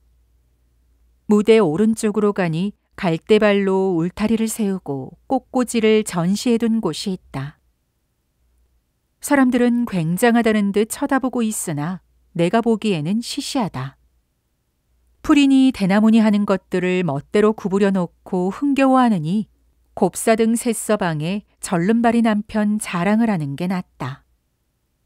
무대의 반대쪽에서는 불꽃을 쏘아 올리고 있다. 불꽃 속에서 풍선도 올라간다. 풍선 겉에 제국만세라고 쓰여 있다. 풍선은 성과 귀를 살포시 엿보고 다시 병영 안으로 내려앉는다. 다음엔 펑 하는 소리가 나더니 검은색 박이 가을 하늘을 꿰뚫듯이 올라가더니 내 머리 위에서 둘로 갈라져서는 그 안에서 파란 연기가 우산 살처럼 퍼져나와 공중에서 흩어졌다. 풍선이 또 올라간다. 이번엔 육해군 만세라고 쓰여 있다. 빨간 바탕에 흰 글씨로 물들인 것들이 바람에 온천마을부터 아이오이 마을로 날려간다. 기념식은 별 볼 일 없었는데 이번엔 굉장한 인파다. 이 좁은 동네에 이렇게 많은 사람이 살고 있었나 놀라울 정도로 바글바글하다. 그러는 동안 모두 기대하는 그 고치에 뭔가 하는 춤이 시작됐다. 춤을 춘다고 해서 나는 후지마인가 뭔가 하는 사람처럼 추는 것이겠지 짐작했는데 전혀 딴판이다. 엄숙하게 머리끈을 뒤로 동이고 무릎을 묶은 여행용 하카마를 입은 남자들이 들어온다. 이 30명이나 되는 사람들이 모두 시퍼런 칼날이 번쩍이는 칼을 허리춤에 늘어뜨리고 있어서 깜짝 놀랐다. 앞줄과 뒷줄 사이는 불과 한자 5치 45cm 정도밖에는 안 된다. 양옆의 간격은 그보다 좁으면 좁았지 넓지 않다. 딱 한 사람이 그 열을 벗어나서 무대 끝에 섰을 뿐이다. 그 무대 끝에 선 남자는 하카마만 입고 칼 대신 가슴팍에 큰 북을 메고 있다. 이 남자가 마침내 이야 하아 하고 큰 소리를 지르며 이상한 노래를 부르면서 봉보로봉 봉보로봉 북을 쳤다. 이 박자에 맞춰 30명이 칼을 번쩍거리면서 휘두르는데 그 손놀림이 어찌나 빠른지 보고만 있어도 마음이 조마조마하다. 옆 사람이나 뒤에 있는 사람과는 얼마 떨어져 있지도 않으면서 서로 시퍼런 날이 선 칼을 자기 몸 놀리듯 휘두르고 있으니 누구 하나라도 실수했다간 상처를 입게 된다. 옆 사람이 1초라도 빠르거나 느리게 움직이면 코가 날아갈 판이다. 코는 물론이고 머리통이 날아갈지도 모른다. 긴 칼을 자유자재로 움직이면서 동작도 한 사람이 하는 것처럼 전후 좌우로 박자에 맞춘다. 놀라운 일이다.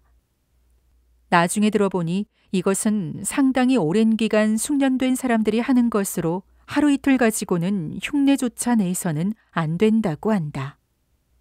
그런데 여기서 정작 힘든 것은 그 북치기 봉보로 봉 선생이라는 것이다. 그 30명의 발동작과 손동작 그리고 허리 돌리기까지 모두 이 봉보로봉 선생의 박자에 맞추기 때문이다. 언뜻 보기에는 앞에서 북만 치는 것이 가장 편해 보였는데 이야 하아 하고 소리만 지르는 게 아니라 사실은 그렇게 막중한 책임을 지고 고생을 하고 있다니 참으로 신기한 일이다. 거센 바람과 내가 감탄하면서 춤 구경을 하고 있는데 한 50m쯤 떨어진 건너편에서 갑자기 와 하는 함성이 들렸다. 지금까지 조용히 구경하던 사람들이 일사불란하게 양옆으로 움직이기 시작했다. 누군가 싸움 났다 싸움 났어 하고 소리치는가 싶더니 사람들 속을 헤치고 나온 빨간 셔츠의 남동생이 선생님, 또 싸움이 일어났어요. 우리 학교 쪽이 오늘 아침 일에 대해서 복수를 하겠다고 사범학교 놈들하고 결전을 시작했어요. 빨리 좀 와주세요. 하면서 자기는 또 사람들을 해치고 어디론가 사라졌다. 거센 바람은 귀찮은 놈들이야. 또 시작이군. 그냥 대강 좀 넘어가지. 하면서 사람들을 뚫고 싸움이 벌어진 쪽으로 잽싸게 달려나갔다. 보고 있을 수만은 없으니까 말려보겠다는 심산이겠지. 나도 물론 도망갈 생각은 없다. 거센 바람 뒤를 따라갔다. 우리가 도착했을 때는 싸움이 한창이었다. 사범학교 쪽은 한 5, 60명쯤 되어 보였고 우리 학교 학생들은 그보다 훨씬 수가 많았다. 그쪽 학생들은 모두 교복을 입고 있었고 우리 학교 학생들은 기념식이 끝나고 집으로 돌아가 평상복으로 갈아입고 나왔기 때문에 적군과 아군을 구별하기는 쉬웠다. 문제는 무조건 서로 뒤엉켜서 치고박는 싸움이라 어디부터 손을 대서 갈라놓을지 모르겠다는 거였다. 거센 바람은 곤란하다는 표정으로 잠시 난투극을 보고 있다가 나를 돌아보며 말했다. 이거 이대로는 안 되겠는걸. 이러다가 경찰이라도 오면 더 복잡해지니까 무조건 뛰어들어서 뜯어 말리자. 나는 알았다는 대답도 안 하고 그대로 가장 치열하게 싸우고 있는 무리 속으로 뛰어들었다. 그만두래. 그렇게 행동하면 학교 체면 구겨진다. 그만둬. 있는 힘껏 소리치면서 적군과 아군의 경계선을 갈라놓으려고 했었지만 좀처럼 생각대로 되지 않았다. 눈앞에서 비교적 덩치가 큰 한 사범학교 학생이 15명 되는 우리 학교 학생들과 들러붙어 싸우고 있다. 그만두라고 했잖아. 내가 그 사범학교 학생의 어깨를 잡고 억지로 잡아 떼려고 하는데 누군지 모르겠지만 밑에서 내 발을 획 들어올렸다. 나는 예상치 못한 기습 공격을 받은 데다가 잡을 만한 것도 변변히 없고 해서 옆으로 나뒹굴었다. 내가 바닥에 쓰러지자마자 딱딱한 구두를 신고 내 등 위에 올라타는 놈이 있다. 양손을 짚고 무릎을 이용해서 벌떡 일어났더니 등에 올라탔던 녀석이 오른쪽으로 나가 떨어졌다. 일어나 보니 10m 전방에 거센 바람에 커다란 덩치가 학생들 사이에 휩싸여 있는 것이 보였다. 선생님, 도저히 안 되겠어요. 하고 소리쳐 보았지만 내 말소리가 안 들리는지 대답도 없다. 그때 슉 하고 바람을 가르며 날아온 돌이 내 광대뼈를 맞추고 그와 거의 동시에 누가 강목으로 내 등을 내리쳤다. 선생이란 작자가 싸움에 끼어들었어. 때려 눕혀라. 선생은 2명이다. 덩치 큰 놈과 작은 놈. 돌을 던져. 하는 소리도 들린다. 나는 뭐야 이거. 어디다 대고 건방지게 촌땅 놈들 주제에.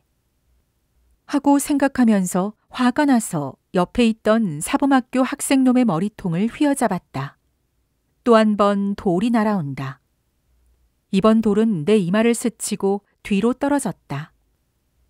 거센 바람은 어떻게 됐는지 보이지 않았다. 뭐 이 지경이 됐으니 이젠 어쩔 수 없다.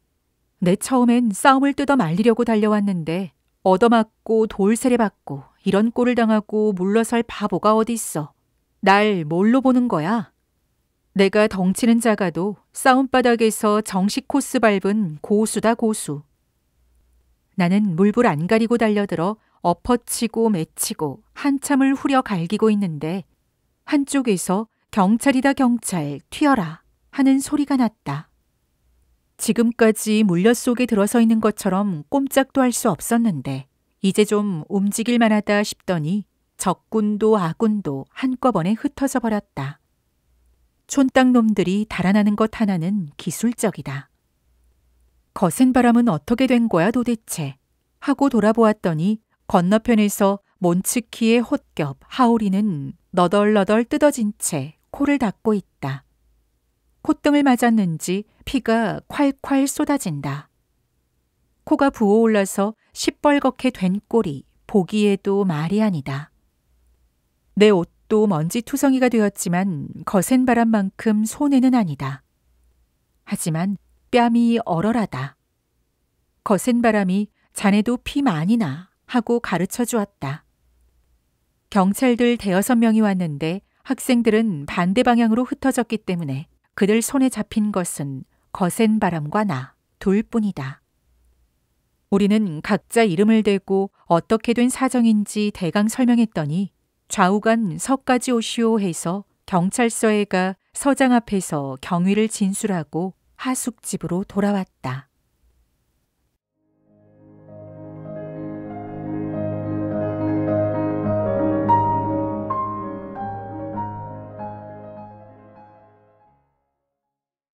다음 날 눈을 뜨자 온몸이 무지하게 쑤셨다.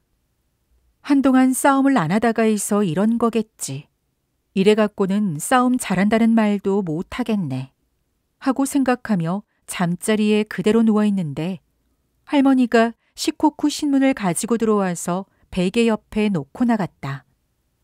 사실 신문을 들추기도 힘들었지만 누운 채 억지로 2장째를 넘기다가 기겁을 했다. 어제 일이 대문짝만하게 신문에 난 것이다. 큰 싸움이었으니 신문에 난 것이 놀랄 일은 아니지만. 중학교 교사 후타 모 씨와 근래 도쿄에서 새로 부임해온 물정 모르는 모 씨가 순진한 학생들을 부추겨 이런 소동을 일으켰을 뿐만 아니라 2사람 모두 현장에서 학생들을 지휘하고 나아가 사범학교 학생에게 직접 폭행을 가하기도 했다. 그리고 그 뒤에는 사건에 대한 사설이 나와 있었다. 본고장의 중학교는 예부터 선량하고 온순한 마을의 정서를 그대로 이어받아 전국에서도 부러움을 사고 있는데 몰상식한 2사람이 이런 소동을 일으켜서 우리 학교의 명예를 더럽히고 시 전체에 오점을 남긴 이상 우리는 모두가 한마음으로 그 책임을 묻지 않을 수 없다. 우리가 나서서 무슨 수를 쓰기 전에 학교 당국자는 적당한 판결을 내려 이 상식 이하의 행동을 한 2사람이 2번 다시 교육계에 발도 들여놓지 못하도록 조처를 취하여야 한다. 그리고는 한자 한자씩 글자 위에 점을 찍어 특별히 강조를 해놓았다. 나는 이불을 깔고 앉아 똥이나 처먹어라 하고 한마디 해주고 일어났다. 참으로 이상하게도 좀 전까지 쑤시고 천근만근하던 몸이 일어남과 동시에 날아갈 듯이 가벼워졌다. 나는 신문을 돌돌 말아서 마당에 힘껏 내팽개쳤다가 그래도 성이 풀리지 않아서 다시 그것을 주워들고 변소로 가 똥통에다 쳐넣어버렸다. 신문이란 것이 어디서 말도 안 되는 거짓말을 지어내어서는 싣고 있다. 이 세상에 무엇이 가장 허풍을 떠내 해도 신문처럼 허풍을 떨어대는 것은 없다. 게다가 최근에 도쿄에서 새로 부임해온 물정 모르는 모 씨라는 것은 또 뭔가. 아니, 이 세상에 모 씨라는 성을 가진 사람이 다 있나? 나도 그럴듯한 성이 있고 이름도 있다. 족보를 펼쳐보면 다다의 만주 이후의 선조를 단 한 사람도 빠짐없이 댈 수 있단 말이다. 얼굴을 씻었더니 뺨이 욱신거렸다. 할머니에게 거울 좀 빌려주세요 했더니 오늘 아침 신문은 봤어라. 묻는다. 읽긴 읽었는데 똥통에 쳐넣었으니 읽으시려면 건지세요. 하고 대답해 주니 놀란 얼굴로 돌아섰다. 신문기사 한 줄 때문에 방구석에 꽁꽁 숨었다고 사람들이 착각하면 평생 얼굴에 똥칠이 되므로 허겁지겁 아침밥을 먹고 일착으로 학교에 도착했다. 교무실 문을 열고 들어서는 사람들마다 내 얼굴을 보고 웃는다. 뭐가 웃기다는 거야? 너희들 구경거리 삼으라는 얼굴도 아닌데. 하고 생각하고 있는데 떠버리 놈이 다가와서 어이구, 어제 한 건 올리고 얻은 명예 훈장입니까 이거? 하고 송별회 때 얻어맞은 복수를 하겠다고 마음먹고 있었는지 내 얼굴에 난 상처를 가리키며 재수없이 비꼰다. 쓸데없는 소리 말고 저리 가서 붓이나 빨고 계시지. 아이고 황송합니다. 헌데 어쩌나 꽤나 아프시겠어요. 떠버리는 딱 붙어서서 여전히 떠벌렸다. 아프든 말든 내 얼굴이니까 당신이 상관할 바가 아니야. 나는 얼굴을 찡그렸다. 떠버리는 자기 자리로 돌아가서 역사 선생과 뭔가 뒷이야기를 하며 키득댄다. 그러고 나서 거센 바람이 들어왔다. 거센 바람의 코에 대해서 한마디 하자면 보라색 떡덩어리 같아서 흥 하고 코를 풀면 고름이라도 쏟아질 것처럼 부풀어 있다. 자신감이 넘쳐서 그랬는지 거센 바람은 내 얼굴보다 훨씬 더 망가져 있다. 나와 거센 바람의 책상은 나란히 붙어 있는 데다가 교무실 입구 맞은편이라 운이 나쁘다. 들어오는 사람마다 일단은 우리의 일그러진 얼굴을 쳐다보고 지나가야 하기 때문이다. 교실에 들어서자 학생들은 박수를 치며 환영이다. 두세 명이 선생님 만세 하고 외친다. 분위기가 좋은 건지 바보 취급을 당하는 건지 모르겠다. 나와 거센 바람이 모든 이들의 관심의 초점이 되어 있던 차에 빨간 셔츠는 평소처럼 나에게 다가와서 사과투로 말했다. 참으로 안 된 일이에요. 선생에 대해서 정말이지 미안하게 생각합니다. 신문에 난 것은 교장 선생님과 상의해서 시정하도록 조처를 취해두었으니 걱정하지 마세요. 내 동생이 후타 선생을 불러 같이 가자고 해서 이런 일이 일어난 것이라 더 미안하게 생각합니다. 그러니 이번 일에 대해서는 어떻게 하든 힘을 써 해결할 작정이니까 너무 나쁘게 생각하지 마세요. 교장은 셋째 시간이 지나고서야 교장실에서 나왔는데 다소 걱정하는 듯 했다. 신문에서 안 좋게 기사를 써서 더는 크게 번지지 않았으면 좋겠는데. 그러나 난 걱정 같은 것은 조금도 하지 않는다. 만일 여기서 나를 면직시키겠다면 그 전에 사표 쓰고 나오면 그만이다.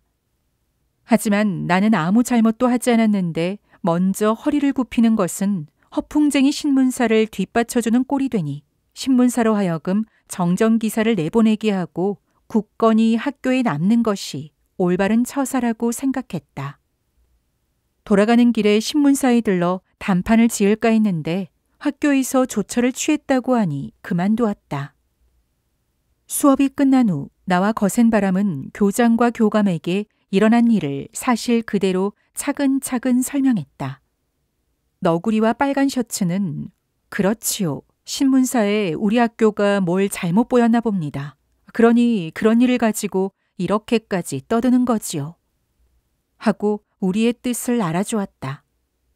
빨간 셔츠는 교무실 안의 선생들 한 사람 한 사람을 붙잡고 우리를 변호하면서 돌아다녔다.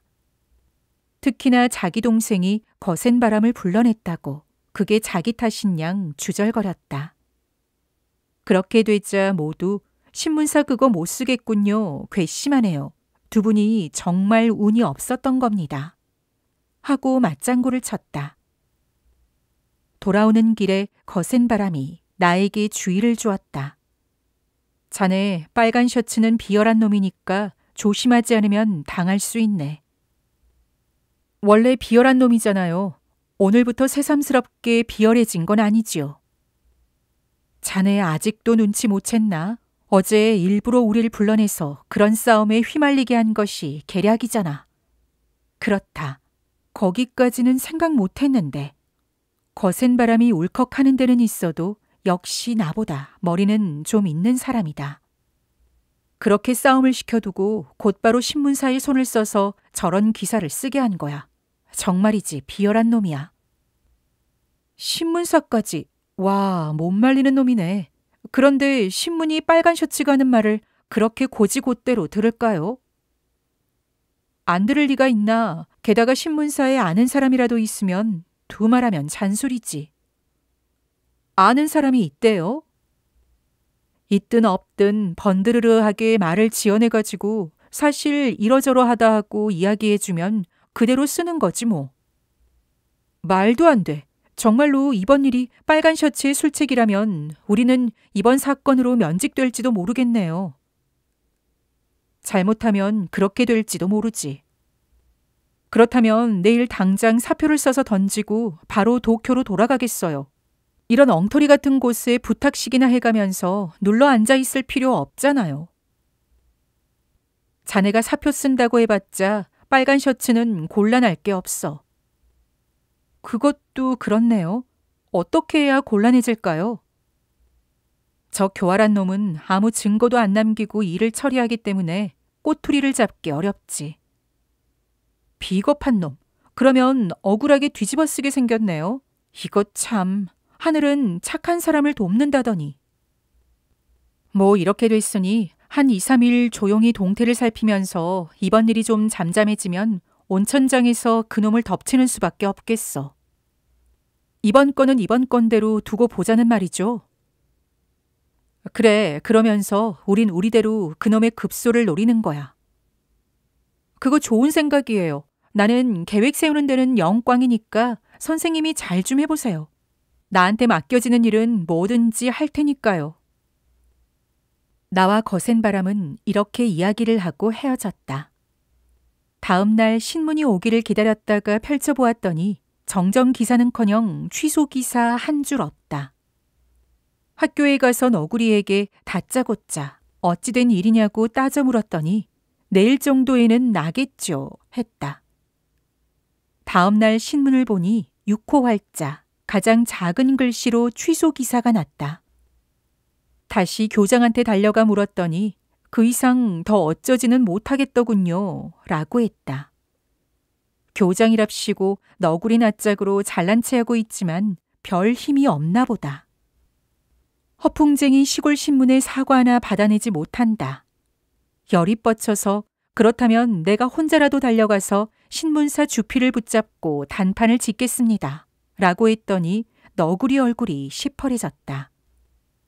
아이고, 그러면 안 돼요. 선생이 또 그렇게 가서 소동을 피우면 그쪽에서는 더 안 좋은 말을 쓸 겁니다. 결국 한번 기사화된 건 그것이 참이든 거짓이든 그냥 포기하는 수밖에 없어요. 너구리는 무슨 절간 중의 설법 같은 말을 둘러댔다. 그러고는 사흘 정도 지난 날 오후에 거센 바람이 옆으로 다가와서 말했다. 드디어 때가 왔어. 그때 세웠던 그 계획을 실행해야겠네. 그래요? 그렇다면 나도 같이 해야죠. 하고 그 자리에서 합세했다. 그런데 거센 바람은 고개를 저었다. 아니, 자넨 그만두는 것이 좋겠어. 왜요? 교장이 자네한테 사표 내라고 하던가? 아니요, 그럼 선생님한테...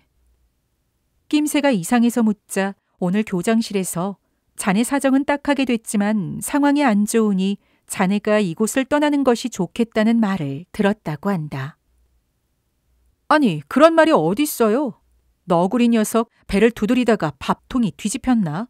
선생님과 내가 같이 기념식 행사에 나가서 같이 춤 구경하고 같이 싸움 말리러 간 것 아닙니까?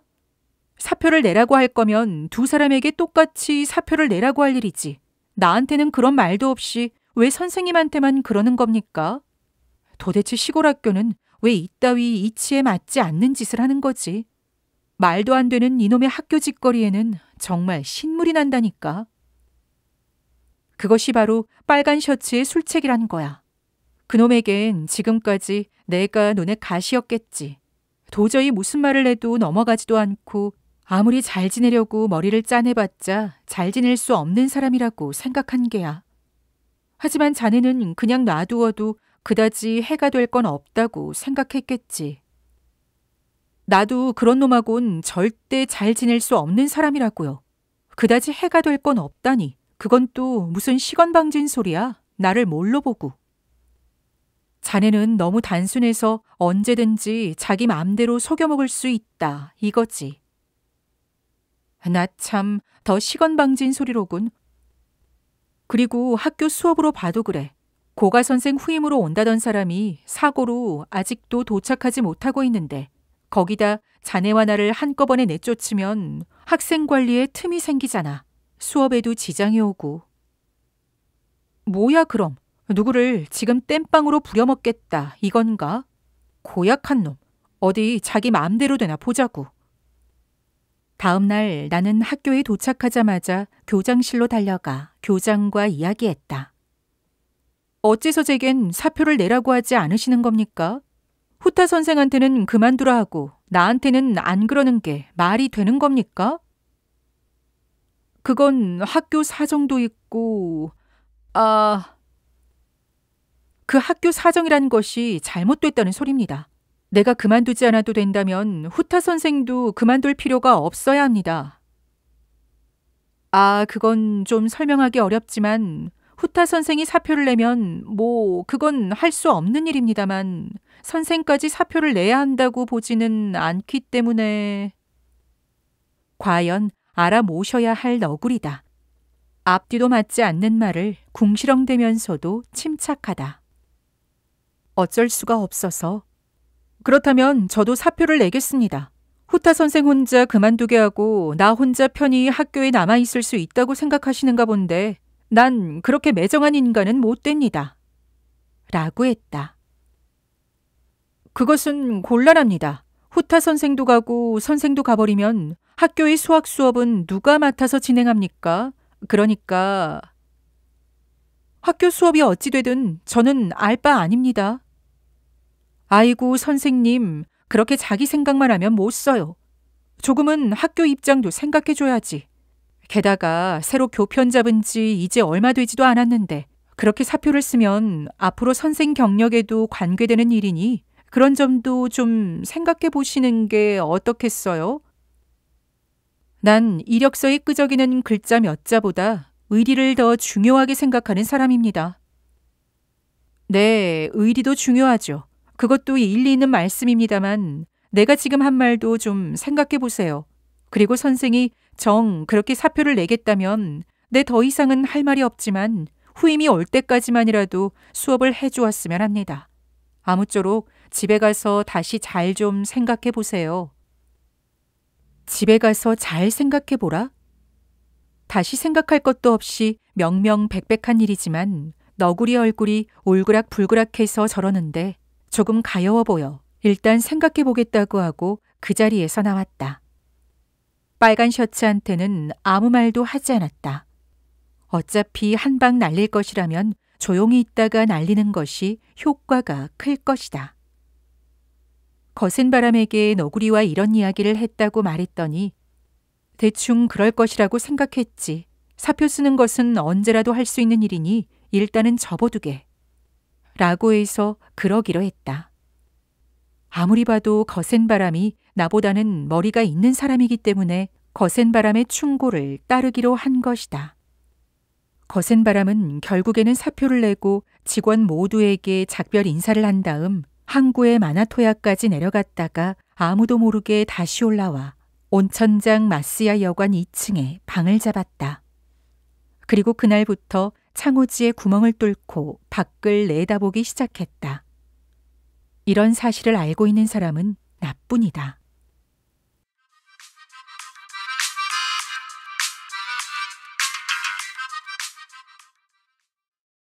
빨간 셔츠가 남몰래 이곳을 찾는 것은 늦은 밤이다.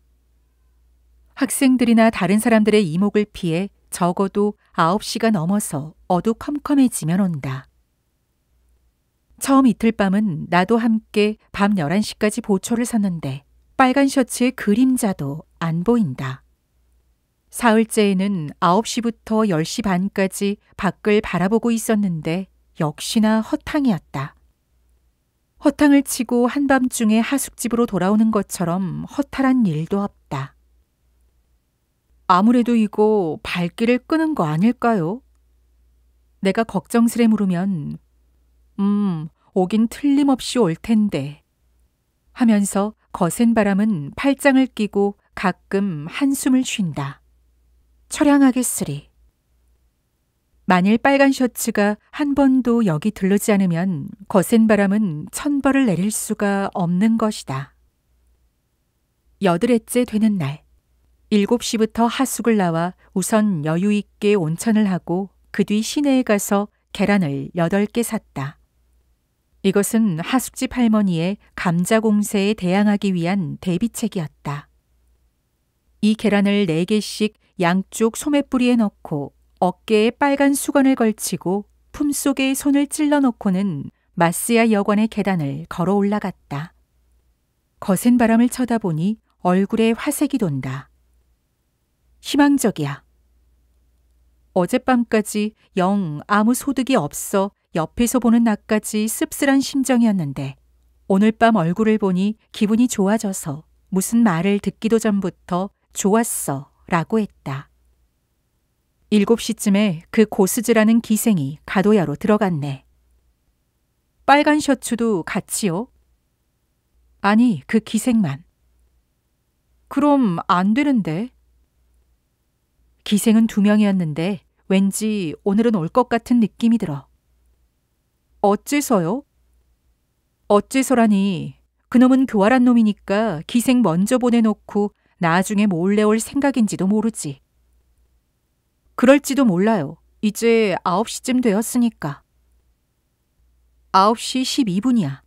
라고 허리춤에서 니켈 시계를 꺼내면서 말하더니 여봐, 램프를 꺼. 창호지에 대가리 2개가 비치면 수상하게 생각할지도 몰라. 쥐새끼는 눈치가 빠른 법이거든.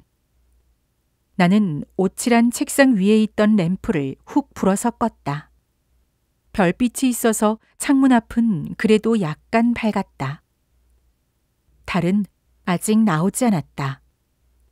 나와 거센 바람은 꼼짝 않고 창호지에 얼굴을 들이대고 숨까지 죽여가며 밖을 바라보았다. 9시 반을 알리는 종이 울렸다. 선생님, 오늘 정말 올까요? 오늘도 안 오면 전 더 참기 힘든데. 난 주머니에 돈이 남아있는 한 계속 할 거야. 돈? 얼마나 남았는데요? 오늘까지 8회치 5엔 60전 지불했어. 언제 이곳을 뛰쳐나가도 지장 없도록 그날 계산하고 있네. 아, 그거 잘하셨네요. 하지만 여관 사람들이 이상하다고 생각할 거예요. 여관 사람들이야 어떻게 생각하든 돈만 주면 되는 건데 계속 여기에 처박혀 있자니 좀 답답하네. 오늘 밤에는 꼭 올 거야. 이봐, 이리 와봐. 갑자기 거센 바람이 목소리를 낮추어 부르는 바람에 나는 가슴이 철렁했다. 검은 모자를 눌러 쓴 남자가 가도야의 가스등을 밑에서 올려다보고 그대로 어둠 속으로 사라졌다. 빨간 셔츠는 아니었다. 오늘도 글렀나 하고 생각하며 시계를 보니 10시가 지나고 있다. 주위는 이제 한층 조용해졌다. 그제서야 달이 산 너머에서 고개를 빠꼼히 내민다. 길거리는 밝다. 저편에서 웬 사람 소리가 들려온다. 창문 밖으로 고개를 내밀면 안 되니까 누구인지 그 모습을 똑바로 볼 수 없었지만 이쪽으로 점점 다가오고 있다는 것은 알 수 있었다. 똑깍똑깍 게다짝 끄는 소리가 난다. 눈을 바짝 떼고 보니 사람 그림자 2개가 걸어오고 있다. 뭐 이젠 문제 없겠네요. 방해꾼도 쫓아버렸으니까. 틀림없이 떠버린 놈의 목소리다. 뚝심만 세가지고 요령이라곤 도통 없으니 어쩔 수 없지. 이 목소리는 빨간 셔츠다. 그놈도 멍청이를 닮았어요. 그 멍청이는 큰 소리나 뻥뻥 치는 도련님이니 귀엽긴 하죠. 봉급을 올려준다는데도 싫다. 죽어도 사표를 내고 싶다.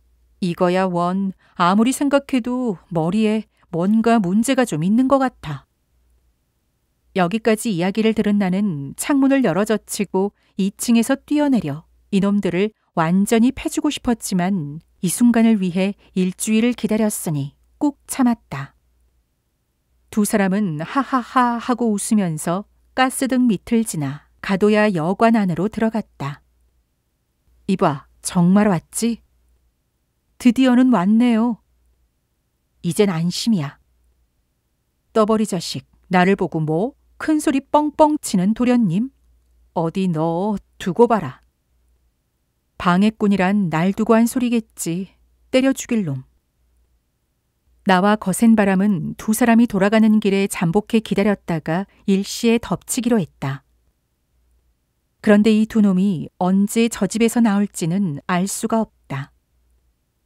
거센 바람은 아래층으로 내려가 오늘 밤에 볼 일이 있어 한밤중에 외출을 할지도 모르니 문을 좀 열어두라고 부탁을 하고 왔다.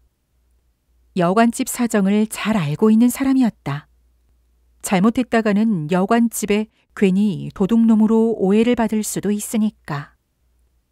빨간 셔츠가 이곳까지 오는 것을 기다리는 것도 힘든 일이었지만 여관집에 들어가 언제 나올지 모르는 놈을 하염없이 기다리는 것은 더욱 힘든 일이다. 아예 가도야로 쳐들어가서 현장을 덮쳐버립시다. 하고 제안했더니 거센 바람은 우리가 지금 쳐들어가서 난동을 부리면 사람들에게 붙잡히고 말 거야. 치밀한 준비 없이 무작정 쳐들어갔다간 낭패보기 십상이고 또 몇십 개나 되는 술판 어디에 그놈들이 앉아있는지도 모르잖아. 좀 갑갑하더라도 참고 나올 때까지 기다리는 수밖에 없어. 하면서 내 의견을 묵살해버렸다. 그래서 나는 새벽 5시까지 참고 기다렸다.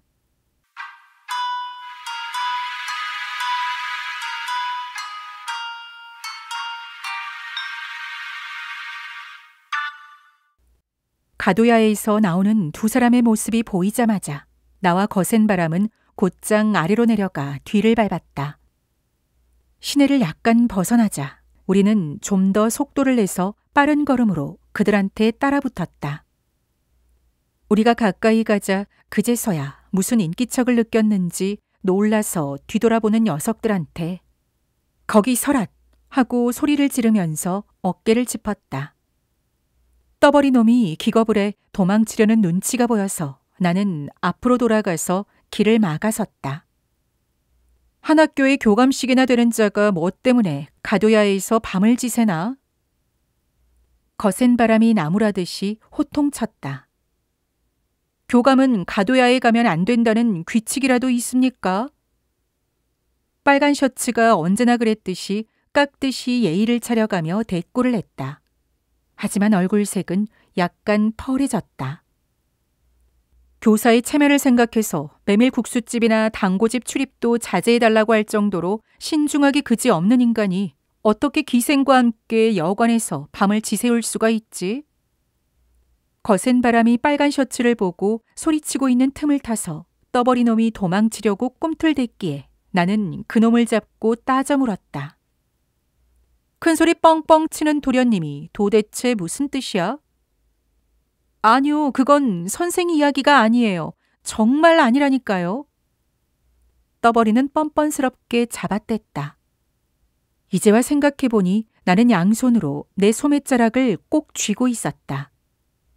놈들 뒤를 따라서 뛸 때 소매 안에 넣어둔 계란들이 부딪혀 깨질까봐 양손으로 꼭 붙잡고 쫓아온 것이다.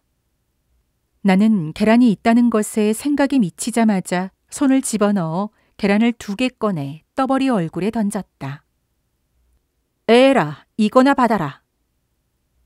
계란이 폭삭 깨지면서 얼굴을 주르르 타고 내려와 코끝에 노른자가 대롱대롱 매달렸다.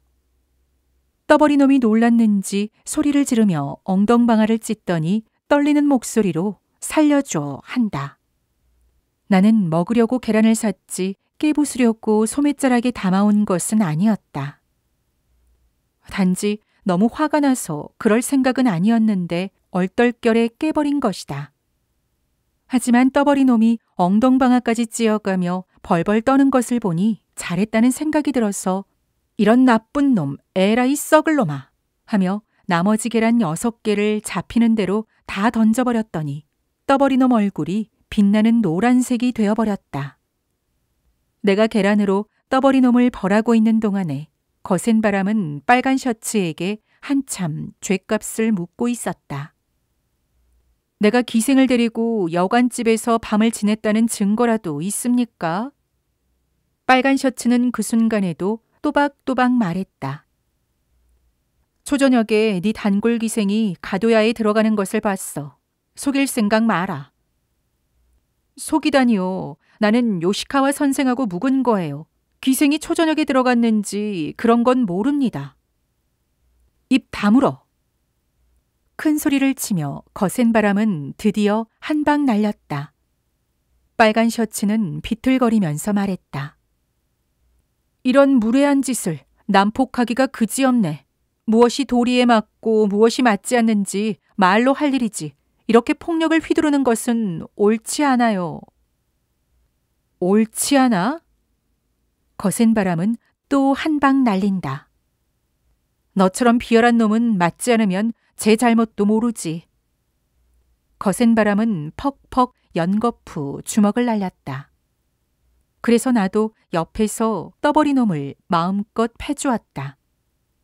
결국 그 두 놈은 가로수 밑둥치에 뻗어 움직이지도 못하겠는지 도망치려고도 하지 않는다.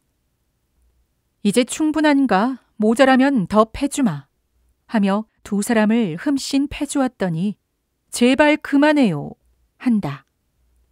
떠버린 놈에게 이 자식아 너도 그만하면 충분하냐? 물으니 물론 충분합니다.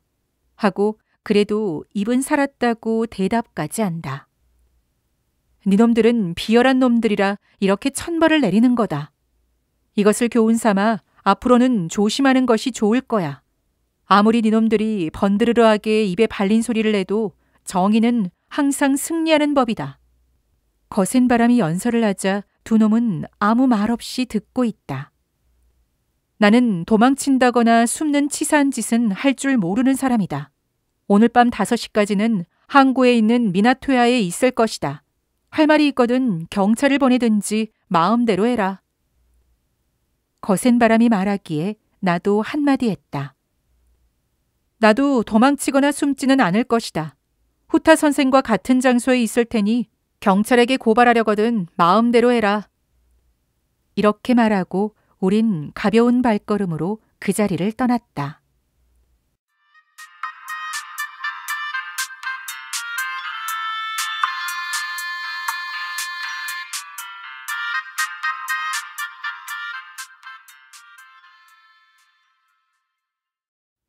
내가 하숙집에 돌아온 것은 7시가 조금 안 된 시간이었다.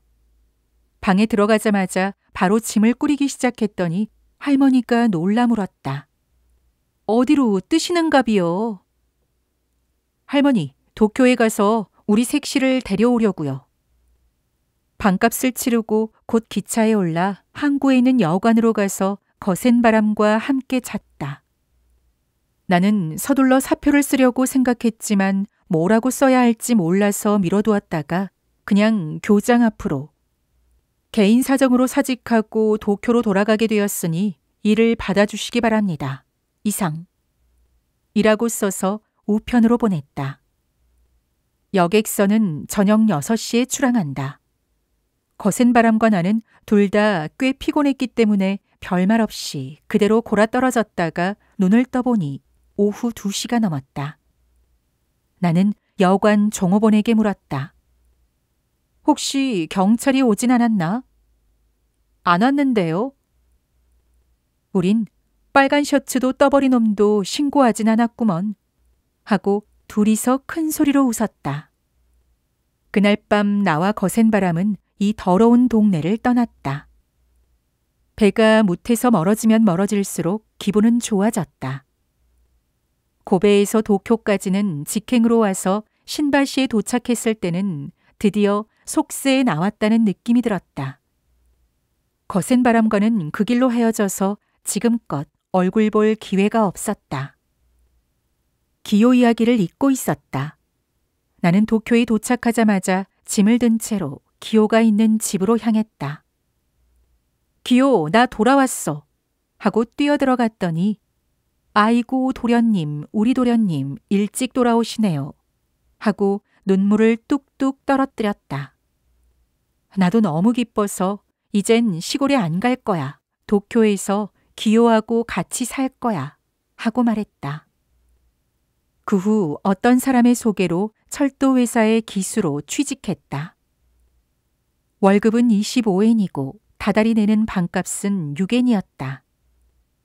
기호는 으리으리한 대골 같은 집은 아니지만 나와 같이 지내면서 항상 좋아요, 기뻐요 하다가 올 2월 폐렴으로 죽었다. 죽기 전날 나를 불러서 도련님 부탁이 있는데요. 내가 죽으면 도련님 다니시는 절에다 묻어주세요. 무덤 속에서 도련님 오시길 기다리면 좋겠어요 했다. 그래서 기호의 묘는 고비나타에 있는 요겐지에 있다.